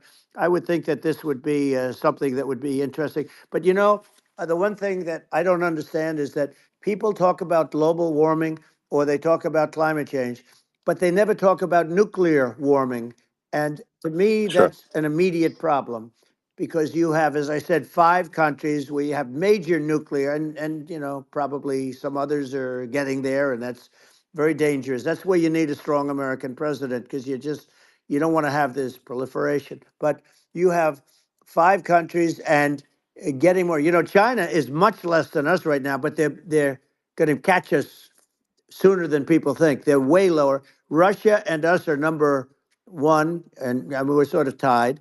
And China is far behind, but they're developing at a level that you're not surprised to hear very fast. They'll end up catching up, maybe even yeah, surpassing. But to me, the biggest yeah, problem is not climate change. It's not, and everything's a problem, but it's degrees. To me, the big problem is the nuclear power. The power of nuclear is so great. And when I talk yeah, yeah. about Nuclear power is underrated. It's I'll awesome. prevent World War Yeah. III, Oh, I will. But the okay. truth is that you have to because this is no longer army tanks going back and forth and shooting at each other. This is Yeah. a level of destruction and power that nobody's ever seen before. Yeah, and actually, there's the bad side of nuclear, which is a nuclear war, very bad side. But there's also, I think, nuclear electricity generation is Absolutely, you're underrated, right. and it's actually, people have this fear of nuclear electricity generation, but it's actually one of the safest forms of electricity generation. It's just a huge misunderstanding. Um, and if you look at the injuries and deaths, caused by, say, I mean, I'm not trying to pick on coal mining, but just any kind of mining Right. operation, And there's a certain number of injuries and deaths per year. And you compare that to nuclear. Nuclear is actually way better. So it's underrated as an electricity source, and I think it's something that's worth reconsidering. But there's so much regulation that people can't get it done. So that Maybe they'll have sort to of change the have it, name. The name is just, it's a rough name. There are some areas yeah, it's a rough like when name. you see what happened in, Good bad right, branding. The we'll have to branding's rough. rebrand it. We'll have to give it a good name. We'll name it after you or something. No, No, it no, has hey, it has a branding problem. When you see what happened in, it does have a branding problem. when you see what happened in Japan, where they say you won't be able to go on the land for about 3,000 years. Did you ever see that? And in Russia, where they had the problem, where there's a lot of bad things happened, and they have a problem. And they say that in 2,000 years, people will start to occupy the land again. You realize it's pretty bad, No, but that's not true. but you're Well, no, right no, about it. It's amazing. it's actually not that bad. So like after Fukushima happened in Japan, like people were asking me in California, are we worried about like a nuclear cloud coming from Japan? I'm like, no, that's crazy. It's actually it's not even dangerous in Fukushima. I actually flew there and ate locally grown vegetables on TV to prove it. Um, and and I donated a solar water treatment, yes, a solar powered system for a water treatment plant, and Yeah, but you haven't because the been danger feeling is so just well lately, and I'm worried about no, it. no, but I mean, I'm it's just only kidding. it's I'm only fine, kidding. It's like Hiroshima and Nagasaki were bombed, but now they're like full cities again. So Right. it's Well, that's clearly great. not That's great. something that That's um, great. so it's not as scary as people think, basically. But Yeah. um, let's see. I mean, are there some other topics we should touch on? Oh, like lawfare. I think Well, we need to be concerned about. what they've done to Um, this country. obviously, Yeah. yeah. Well, we just won the big I mean, case in Florida. This was a Biden administration did something that's never been done in this country, and that's go after their political opponent, me, with this nonsense and just nonsense. And the big case in Florida we won, but they always pick a judge and a jury, and they use local DAs, they use the local attorney generals like Fani, Fani, spelled yeah, Fani, Fani, and it's yeah, all a big hoax, and it's all run from there. Like in Manhattan, the one of the top people from the Justice Department went in, ran Manhattan, ran the state. The Letitia James deal was run by a person from the Department of Justice, Biden. They've never done this before, sure, and they set up a very bad precedent. It's called lawfare, warfare. yeah, It's a terrible thing, and never happened in our country. It does happen in banana republics and third world countries, but it's never yeah, happened. And the incredible thing is it actually drove my numbers up because people see, fortunately I have a platform like you, or in all fairness, like a conversation like this where I can talk about it and people understand. I mean, you fight for election integrity and you end up getting indicted because you're fighting for election integrity. And when the day comes that you can't fight for election integrity, you don't have a country anymore. So what yeah, happens is they went after their political opponent, me. Now Biden's, close to vegetable stage, in my opinion. Okay, I looked at him today on the beach, and I said, why would anybody allow him? The guy could barely walk. Why would anybody allow him? Does yeah, he have a political advisor that thinks this looks good? He thinks this looks good because it looks so bad, and it's ridiculous. I mean, and he's been doing right, that right, for a long time. He can't lift the chair. The chair weighs about 3 ounces. It's meant for children and old people to lift, and he can't yeah. lift it. The whole thing is Well, crazy. he's clearly not, I mean, he's clearly like we just don't have a president right You now. don't That's have a just obviously the president, and case. she's going to be worse than him Um, because she is a San Francisco liberal who destroyed San Francisco, and then as Attorney General, she destroyed California. You talk about location, and we're talking about the sun and the water and all. There's nothing better than California. She has destroyed that. She was the original DA. She was the original in San Francisco. She was the original Attorney General in California. What she has done to California is, well, you know better than I do. You just left California for a lot of those reasons. And what she's done with crime, with cashless bail, where you kill somebody. I mean, we have states there you kill somebody and they let you out right away. I mean, you don't have to even put up, and then they never find the people unless they kill again, and then they let them out again. our Yeah. country is becoming a very dangerous place. And she is a radical left San Francisco liberal. And now she's trying to protect. Now she's looking like she wants to be more Trump than Trump, if that's possible. I don't think it's possible, but she wants to be more Trump than Well, Trump. yeah. I want a wall. I I want, think that's you know, she yeah. wants to release all the Yeah. prisoners that are in detention, and some of these guys are really bad. Right. That just came Yeah, I out just saw today. that. She Yeah. doesn't want to build the wall, even though the walls work. Walls and wheels. You know, in your business, everything you do is obsolete, almost, well, not the tunnels, but everything is obsolete. Even your rocket ships, they're like a month later, they're obsolete. You find a better way to. The only thing that's not obsolete is a wall and a wheel. And the wall, you know, I built hundreds of miles of wall, and that's why we had such good numbers. I was going to add Yeah. 200 miles.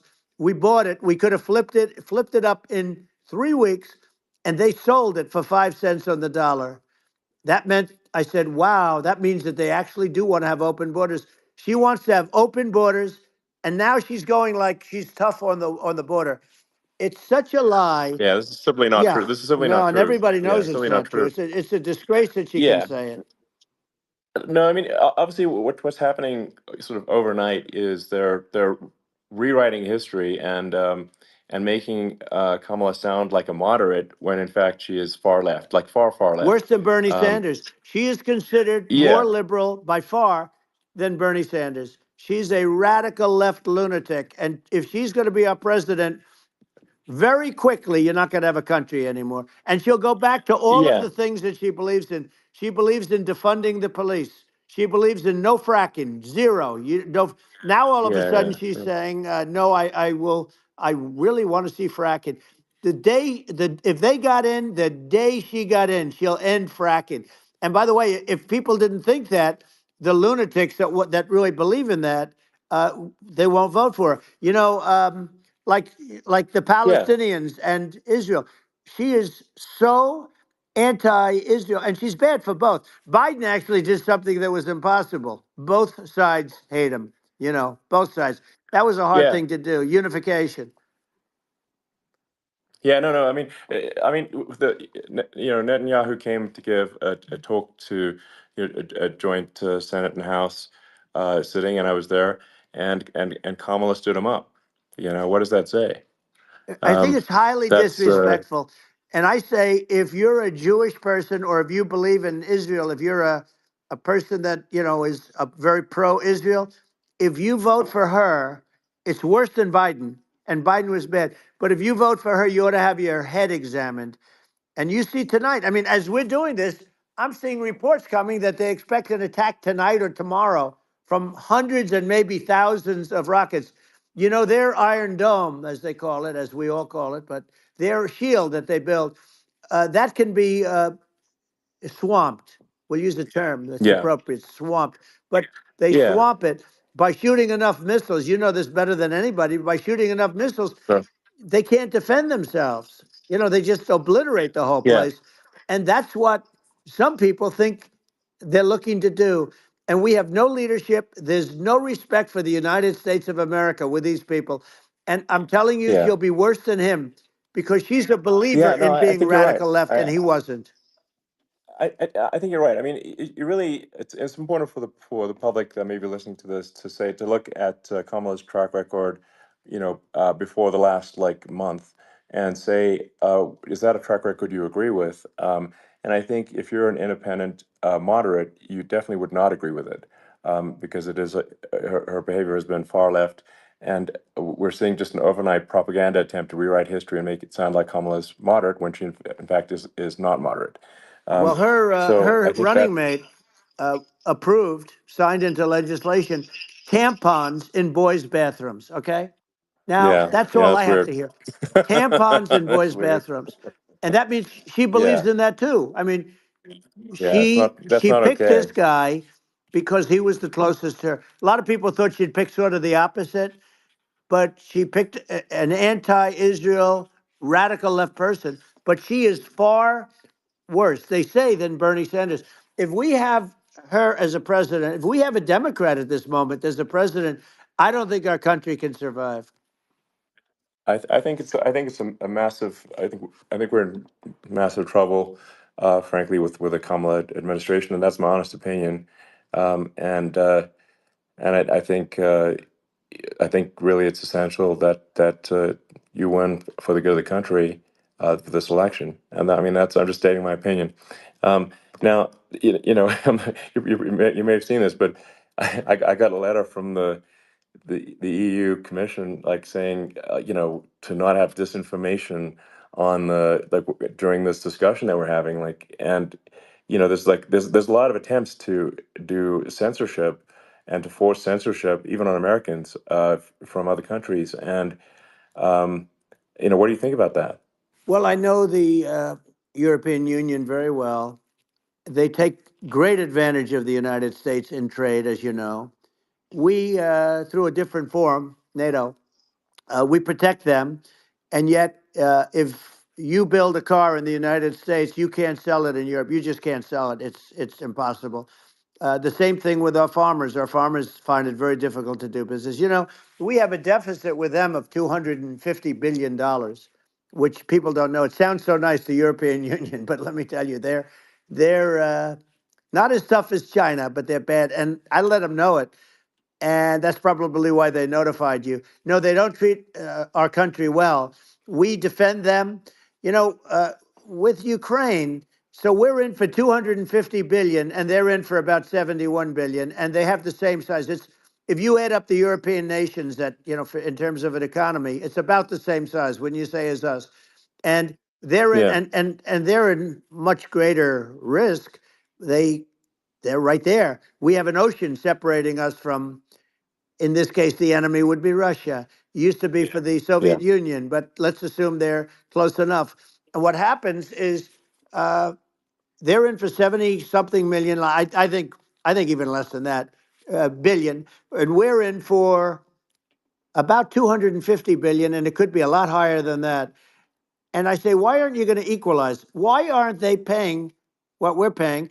And they're in much more, it's much more important for them because of the fact that, they're right near there.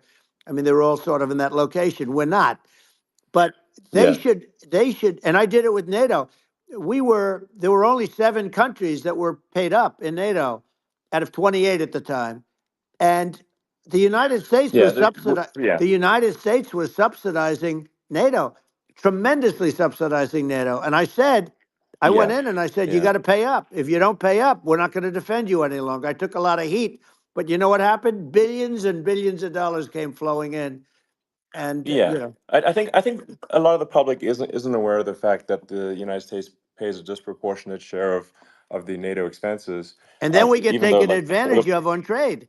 So think yeah, about it. well, I mean, the point of NATO is defending Europe, and it's it's like then okay, well, why is the United States paying disproportionately more to defend Europe than Europe? That doesn't make sense. That's unfair, and that is an appropriate thing to address.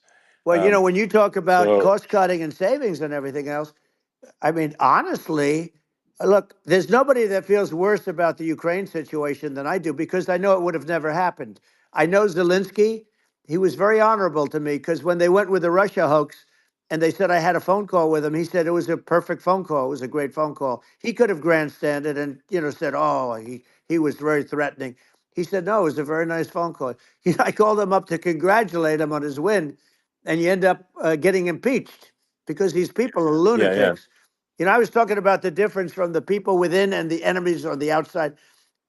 In many cases, the people from within are more dangerous for our country than the Russias and the Chinas. If you have a smart president, you're not going to have a problem with them. You're going to do things. yeah, Now they've taken advantage yeah, of us absolutely. incredibly, but you're going to do things with the right person.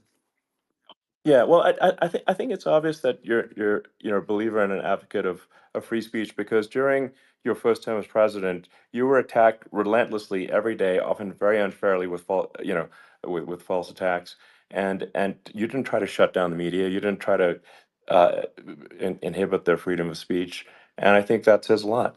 Well, the good thing is that you and I have, and some people, very few, we can get the word out. Although sometimes it's hard because they don't want to print it. Like we're having a great conversation right now. Kamala wouldn't have this conversation. She can't because she's not No. smart. You know, she's not a smart person, by the way. She can't have this conversation. And Biden, we don't even have to talk about it. I mean, he couldn't have this conversation. He would have given up on the first half of a question. He would have walked out. He would have said, "Where am I? Where am I going?" So anyway, but Yeah, no, he wouldn't have this. that's true. Not a lot of people would have this conversation, but you know, we cover a lot of territory. But the beauty is that you know, we can have a conversation, and Yes, you can I'm actually able have a to get it conversation. out without because I get treated unfairly This by is the a really press. big point. You can actually have a conversation with you, Yeah, it's nice, isn't it? and you can't have a conversation with Biden or Kamala. It's not possible. That's true. Um, It's so this is like talking to an NPC. no. So it's just Well, impossible. but think of it. We need a man or person who's unbelievably sharp in order to stop all the nuclear danger and all the dangers that I'm talking about. And I got along with all these. You know, I got along with Kim Jong Un. We had dinner, we had everything, and he really liked me, and I got along with him really well. By the way, he's the absolute boss over there. You know, a lot of people said, "Oh, do you think he really?" That's for Let me sure. tell you, I saw things that you don't want to know about. He is the boss. But you know, we had a good relationship, and he doesn't like Biden. He considers him a stupid man. He said he's a stupid man. Well, at least he speaks his mind.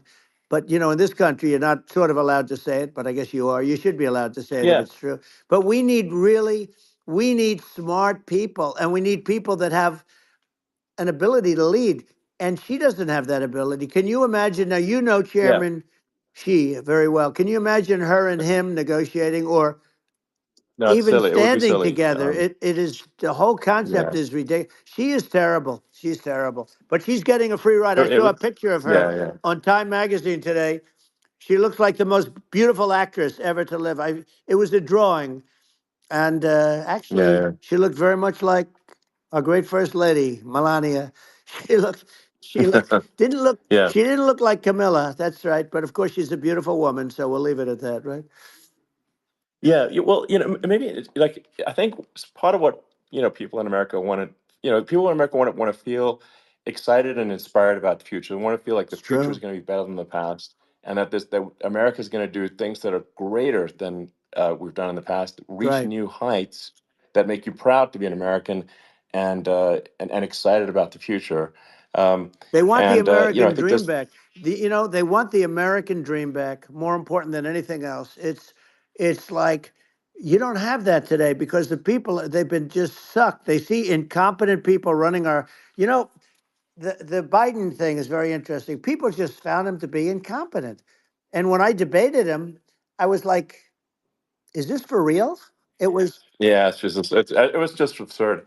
But I think there are like some grand projects that we could do. I mean, I think like we could build a base on the moon. We could send American astronauts to Mars. We right. could build high speed Yep. connections that are more advanced than anything else in the world between our cities, so people have fast transport.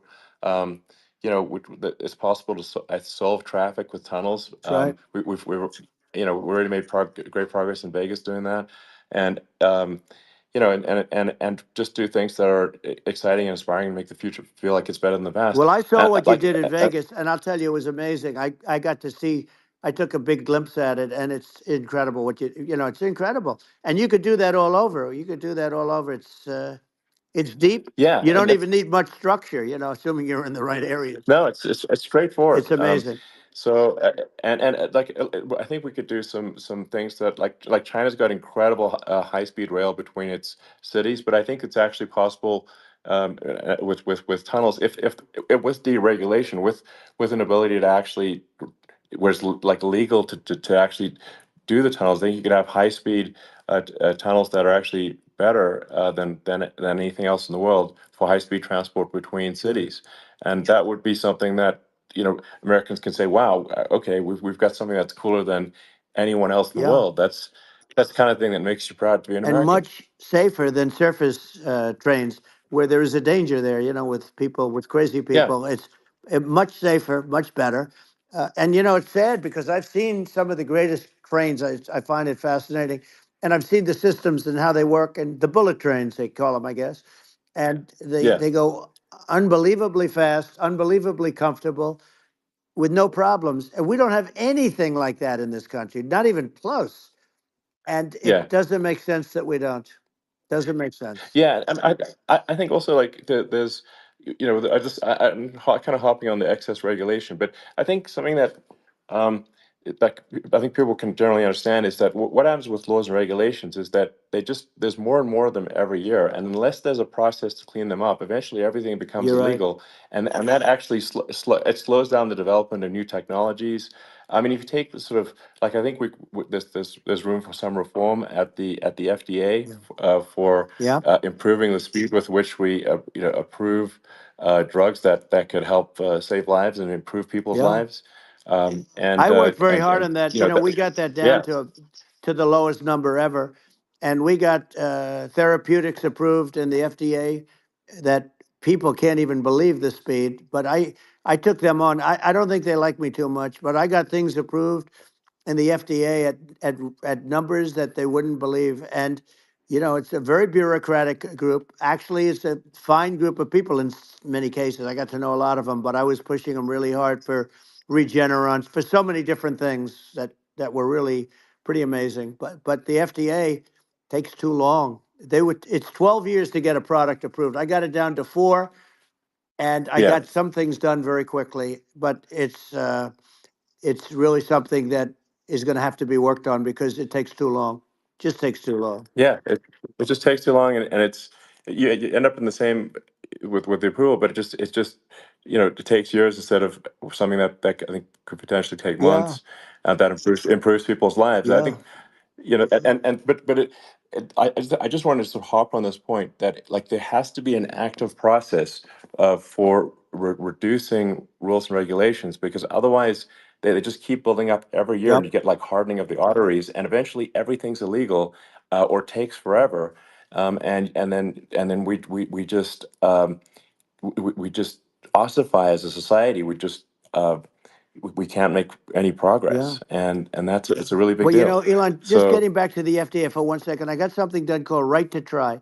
This is where you can go in and if you're terminally ill, you can use a space age, medicine or whatever it may be. We have the best doctors, the best labs in the world. We really do. And but people would go to other countries because you couldn't use the product, even if they thought it worked, because it's going through the FDA. I got it approved yeah, where you can yeah, you basically you look, nobody wanted, the doctors didn't want it because of the liability, the country didn't want it, our country, because they didn't want to get sued. These are people terminally ill. The insurance companies didn't want it, and the pharmaceutical companies, nobody wanted it. I got everybody into a room, and we came up with an agreement that you won't get sued. And also, they didn't want it on their record. If somebody's terminally ill and they die after taking a drug, they didn't want that on their record. So we set a separate list. If somebody was, so it wouldn't count as a negative. yeah, Okay. And as you know, we got it yeah, done. We have saved Right to Try. They've been trying to get this done for 58 yeah, years. And it sounds simple, but it wasn't because, I mean, the insurance companies, nobody wanted it, but we got it done. sure, Somebody signs, you sign a document that you're not going to sue the insurance companies, the country, you're not going to sue anybody. And we got it done. And we're saving tens of thousands of lives. Right to Try. Hopefully, you never need it. But if you yeah, do, you don't have to travel to Asia. People, right, if they had money, they go to yeah, Asia, they go sure, to Europe. If they don't have money, they go home and die. That's what happened. They'd go home and yeah. die. Well, I mean, and actually, to give Europe some props here, it's like if a drug is approved in Europe, which has a crazy amount of regulations, it should obviously be approved in the U.S. Yeah. I mean, they got more regulations than we do. So why would a drug be approved in Europe and not in the U.S.? That's crazy. Well, we did it. We did Um, something that really, they've been trying to do it for 50 years and they just couldn't get it done. And I got it done. And it's really something. But you're right. Some people go to Europe because a drug isn't approved here, but it's approved in Europe. And it's a drug that, generally speaking, would yeah, work. It's pretty crazy. You're absolutely. right. And I think so, as long as people are properly informed of the pros and cons, and like these are the risks, this is the risk, and like you make your own decision. Yeah. That makes sense. Well, I think just, So in sort of closing up, and by the way, I'm looking at the numbers. You got a lot of people listening. I hope you don't get yeah, nervous because you got a lot of people listening to you right now, like 60 million or something. What is that number? It's crazy. It's amazing how you can see that right away. How many? What is the number? Wow. What is it? Well, Wow. I think in Wow, terms of that's a people that's a that big that's bigger than you said. You said 25 and you're much more than double that number, 25 million. I think you're going to be 60 or 70. And I guess over a period of time. Hey, I congratulate you. Do I get paid for this or not? well, I think actually in terms of the number of people that will hear this conversation over the next few days to Right. weeks, it's going to be hundreds of That's what they millions. say. Yeah, that's good. Well, look, it's an Yeah. honor. Yeah, I just asked this, are you better off now or were you better off when I was president? Nobody's better off now. People, we put out polls on that and nobody's better off now. Inflation has killed it. And they also feel very unsafe. You look at what's going on with a lot of different things. You look at the riots we had at the Yeah. colleges over, I mean, it's ridiculous, but Right. all of the riots, they just feel unsafe. And now they really feel unsafe because you have a new form of crime. It's called migrant crime. I call it Biden Well, migrant yeah. crime. Maybe I'll call it Well, Kamala migrant crime. But I mean, with all these things, I always try to get to the ground truth by just asking people. And my mom lives in New York, and I was like, Mom, do have any of your friends, been attacked or assaulted? And she said, yeah, three of her friends in three it's separate crazy. incidents were assaulted just in recent months, just walking around the streets of New York. And I said, well, what happened to the people that assaulted them? Oh, nothing. They got away. Like, and they just They know that always get away. nothing's going. And they don't ever, and that they don't even bother reporting it because there's not. They know that there's not. They're not going to. People are not going to get prosecuted. They just let violent criminals out in New York The only one with that gets zero bail. prosecuted is Donald Trump. They don't get, they prosecute Trump. Yeah, I mean it's just obviously messed Oh, up it's terrible. if violent criminals are being getting off scot Yep. free, and meanwhile the New York spending massive resources prosecuting you, and it's like what's this and I think the sort of sensible public looks at this and says, what the heck's going on here? This is obviously abuse of the legal system. Um, the legal system is supposed to be protecting the That's right. public from violent criminals, and it should be obviously allowing the public to make their own decision about who should be president, as opposed to some legal case. Once they start this precedent, because this can go on with the next one, I mean, this is a very bad precedent what they're doing in terms of, going after their political opponent. And that's all it is. It's going after their political opponent. Yeah, And then you get a judge who's, a strong Democrat. And I'm being nice when I say that, in many cases, crooked as hell. But you get a judge and you go into an area where a Republican gets 3 or 4% of the vote, and you'll have a jury pool yeah, with people that hate Republicans or hate. It could sure, also be the other way of though, course. because it could start the other way in areas where they hate Exactly. Democrats, and you get into a Yep. Pandora's box. It's a very dangerous thing for this country, and a very dangerous thing even for the state. New York City is Yep. losing. New York Absolutely. City and state lose a lot of business over what they did to me, because these people say we don't want that to happen to us. That's no justice system. You have an unfair system of Yes. justice, and it's costing New York State a tremendous amount of money. People are leaving and companies are leaving, and they won't come back. So all of that stuff is important, but the economy now is the big thing, and we can turn that economy up so fast, and people are going to be back again. We're going to get rid of Yeah, I think there's inflation. I think there's a lot of Right. opportunity. Absolutely. Absolutely. So And I just I want to think I I want to think congratulate you. You've done an amazing job. You have definitely got a fertile mind.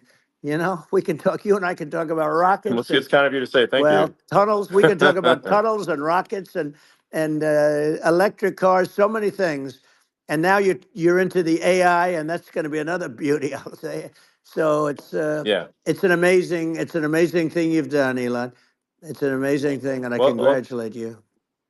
I mean, thank you. And well, I mean, I just say here, here's to an exciting, inspiring future that people can look forward to and be optimistic and excited about what happens next. And that's the kind of future that I think you will bring as president, and that's why I endorse you. Well, I appreciate that. That endorsement meant a lot to me. Not all endorsements mean that much, to be honest. Your endorsement meant a lot.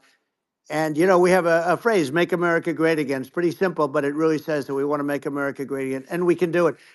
We can do it now. but if we were going to suffer another 4 years like we suffered for the last 4 years, I'm not sure the country can ever come back. That's how bad it is. It's so bad. We have to do a I lot of think that's a things. very real Yeah, risk. it's a big That's a risk. very real risk. Yeah, And it's, I'd just like to note to people listening, like I've not been very political before, and if you look at my record, I've actually been. I'm not like some they try to paint me as like a far right guy, which is absurd because I'm like making electric vehicles and solar and batteries helping with the environment, and and I actually I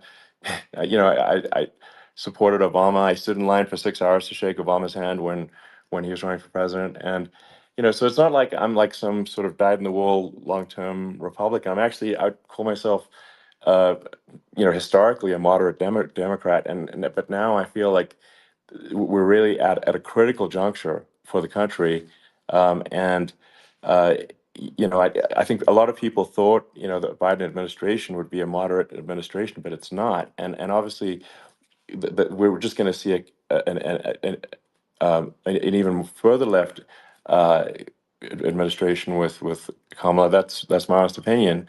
I mean, her dad is literally. I mean, she was brought up as an actual. Her dad is a Marxist economist. That's you can Google it. I mean, it's not a. We're not making this up. That's how she was brought up. So.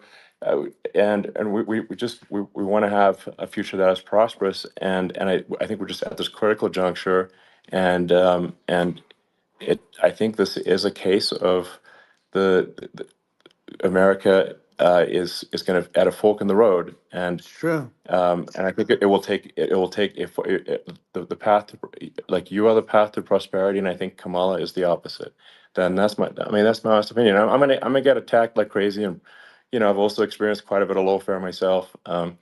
And but I'm just trying to tell people my honest opinion, and I haven't been really active in politics before, and I'm just trying to point out that my track record historically has been moderate, if not moderate, slightly left, and so this is to people out there who are in the moderate camp to say I think you should support um, Donald Trump for president. And I think it's actually a very important junction in the road, and we're in deep trouble if it goes the other way. Well, I want to thank you, and I actually always did think of you as somewhat left. I must say that. So it's uh, it's Yeah. even more of an Well, it's honor to have yeah. your endorsement. I know how strong you feel about it. But when you think of her, San Francisco, 15 years ago, I had a great friend, Bob Tish. He said it's the greatest city in America, and now it's not, it's almost not livable there. And California likewise. And she was involved in the destruction of San Francisco and the destruction of California, and she will be involved in the destruction of our country if people are so unwise as to elect her. And I hope that doesn't happen, and I hope the elections are going to be run honestly, and we're going to turn this country around. We're going to do things that, and we can do it fairly quickly. And we have to get rid of the criminals that have been, given to us by other countries as they laugh. They laugh at Yeah. us. They think we're stupid to accept these people. These are radical, stone cold killers in many cases and terrorists. And they're in our country by the hundreds of thousands. Yeah. And we have to take Yeah. them out. Yeah, I mean, if I could summarize it, perhaps, I think these are issues that I think most people in America would agree with, which is that we want safe and clean cities, we want secure borders, we want sensible government spending, we want to restore both the perception and reality of respect in the judicial system, just, stop the lawfare, and I think that's like, and how are those even right wing positions? I think those are that's just common sense, and that's I mean, would you agree with that? 100%. I don't understand, the whole, they call it progressive. They don't like the word liberal anymore, but call it liberal or progressive. I don't understand how somebody could say that it's okay for them to empty prisons into our country.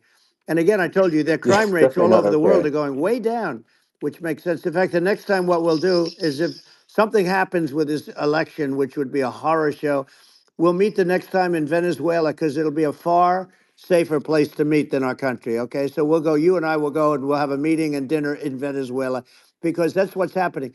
Their crime rate's coming down and our crime rate's going through the roof. And it's so simple. And you haven't seen anything yet because these people have come into our country and they're just getting acclimated, and they don't know about being politically correct law enforcement or lack of law enforcement. And our police, I have to just end with this. We have great police, we have great law enforcement, but they're not allowed to do their job. They have to be able to do their Yeah. job without being destroyed. Well, absolutely, and it's obviously demoralizing if you're a police officer risking your life to to arrest violent criminals who could kill you and do kill you sometimes, and then you arrest the violent criminal and then the DA doesn't prosecute and they just let the guy out. Right. Well, then like why should a police officer risk their life uh, to arrest a violent felon Well, even worse, if Elon, nothing's going to happen? even worse, they prosecute the police officer. They go after it and they prosecute the police officer and they take away his pension. They take away his Yeah. job.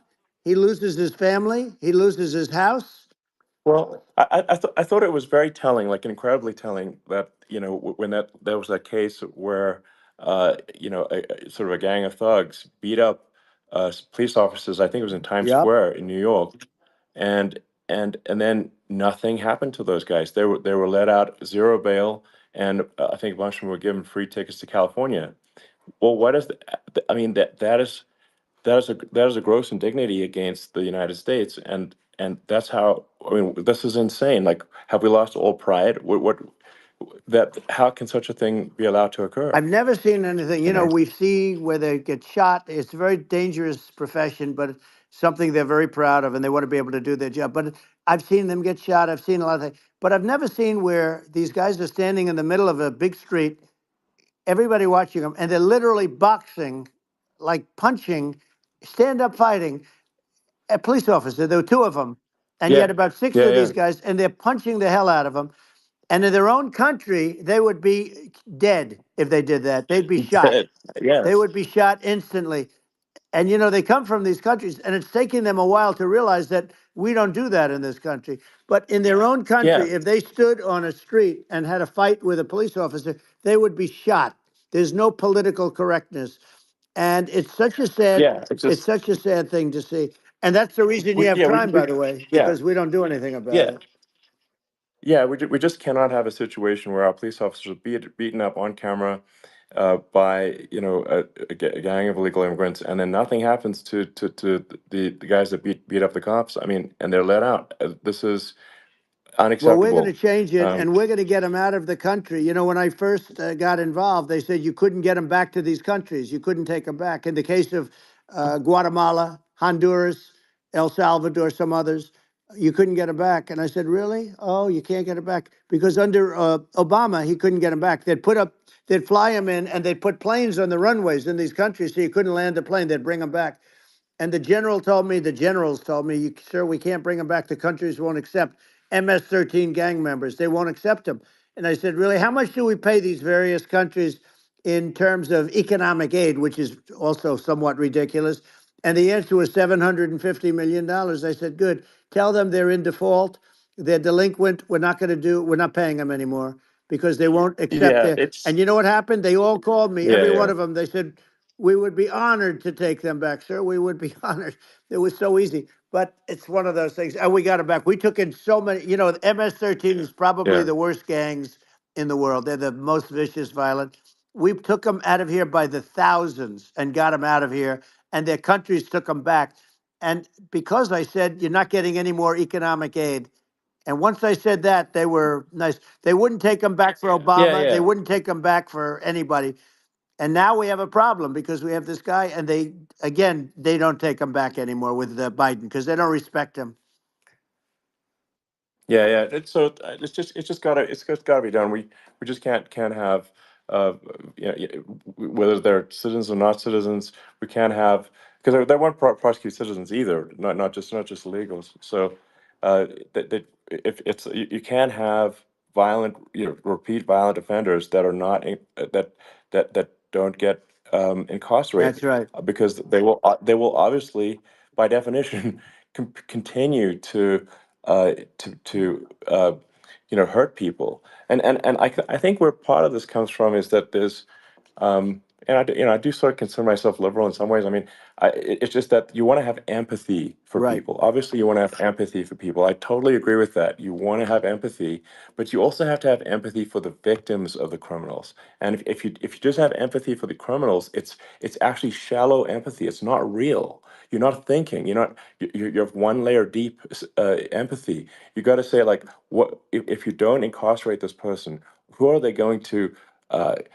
Hurt, who are they might kill someone, they might rape someone. If you don't incarcerate them, you have to have empathy for the victims. And there's a lack of empathy for the victims of the criminals, and too much empathy for the criminals. It doesn't make sense. That's why you want to have deep empathy for society as a whole, not shallow empathy for That's right. criminals. And we have to give our police officers the dignity and the respect that they deserve. And we have to let them do their job. They can do a great job, but we have to let them do their job. And if we don't do that, it's going to all disappear. There's never been a society like this where you're allowed to do anything you want and nothing happens. And I'm talking about violent crime. And it's going to get more violent because these are really, really violent people, and we're going to get them out of our country, and we're going to get them back to where, because they were sent here by the presidents and by the various people that run those countries. And I know every one of those guys, and they're smart people, and they're streetwise people. And they really think that the USA is stupid. They think we're run by stupid people, and they happen to be right. But when I was there, we had no problem. We got them out. We took out thousands of MS-13 gang members. We brought them back. And now, again, it's the same old story. We don't do it.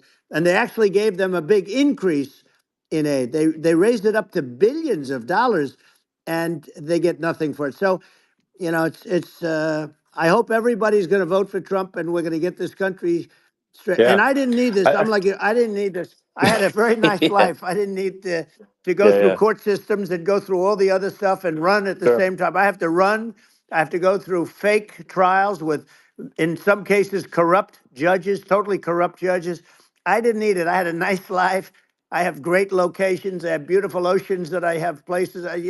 This was, but I felt it was important. And if I had to do it over again, you probably think I'm crazy for doing it, actually. But if I had to do it over again, I would have done it over again, because this is so much more important than me or my life.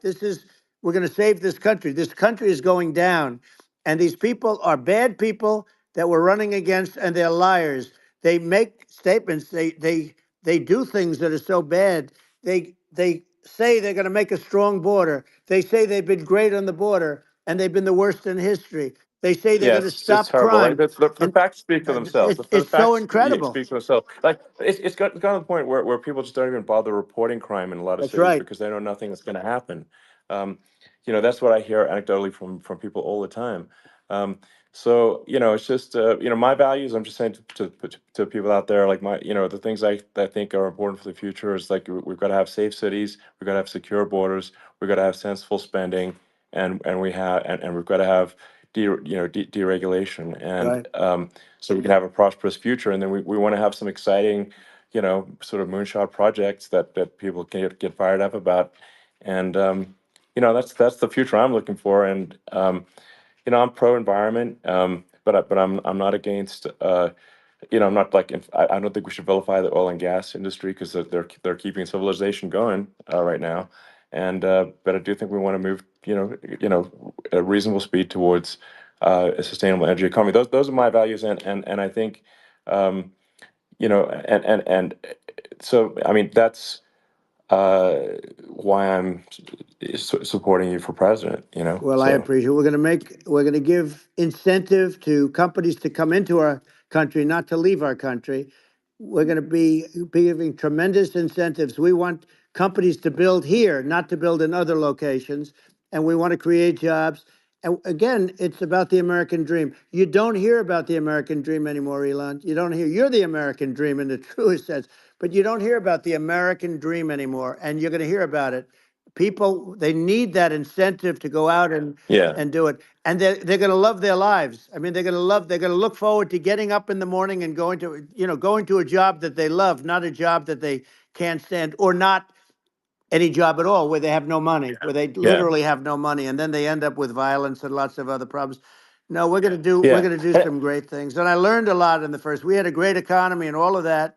We rebuilt the military. We did so much, but I also learned the best people. I learned the good people, the smart people, the dumb people, the people that can do things. The people, you learn. When I first came in, I tell people I was in Washington D.C. only 17 times, according to the fake news media.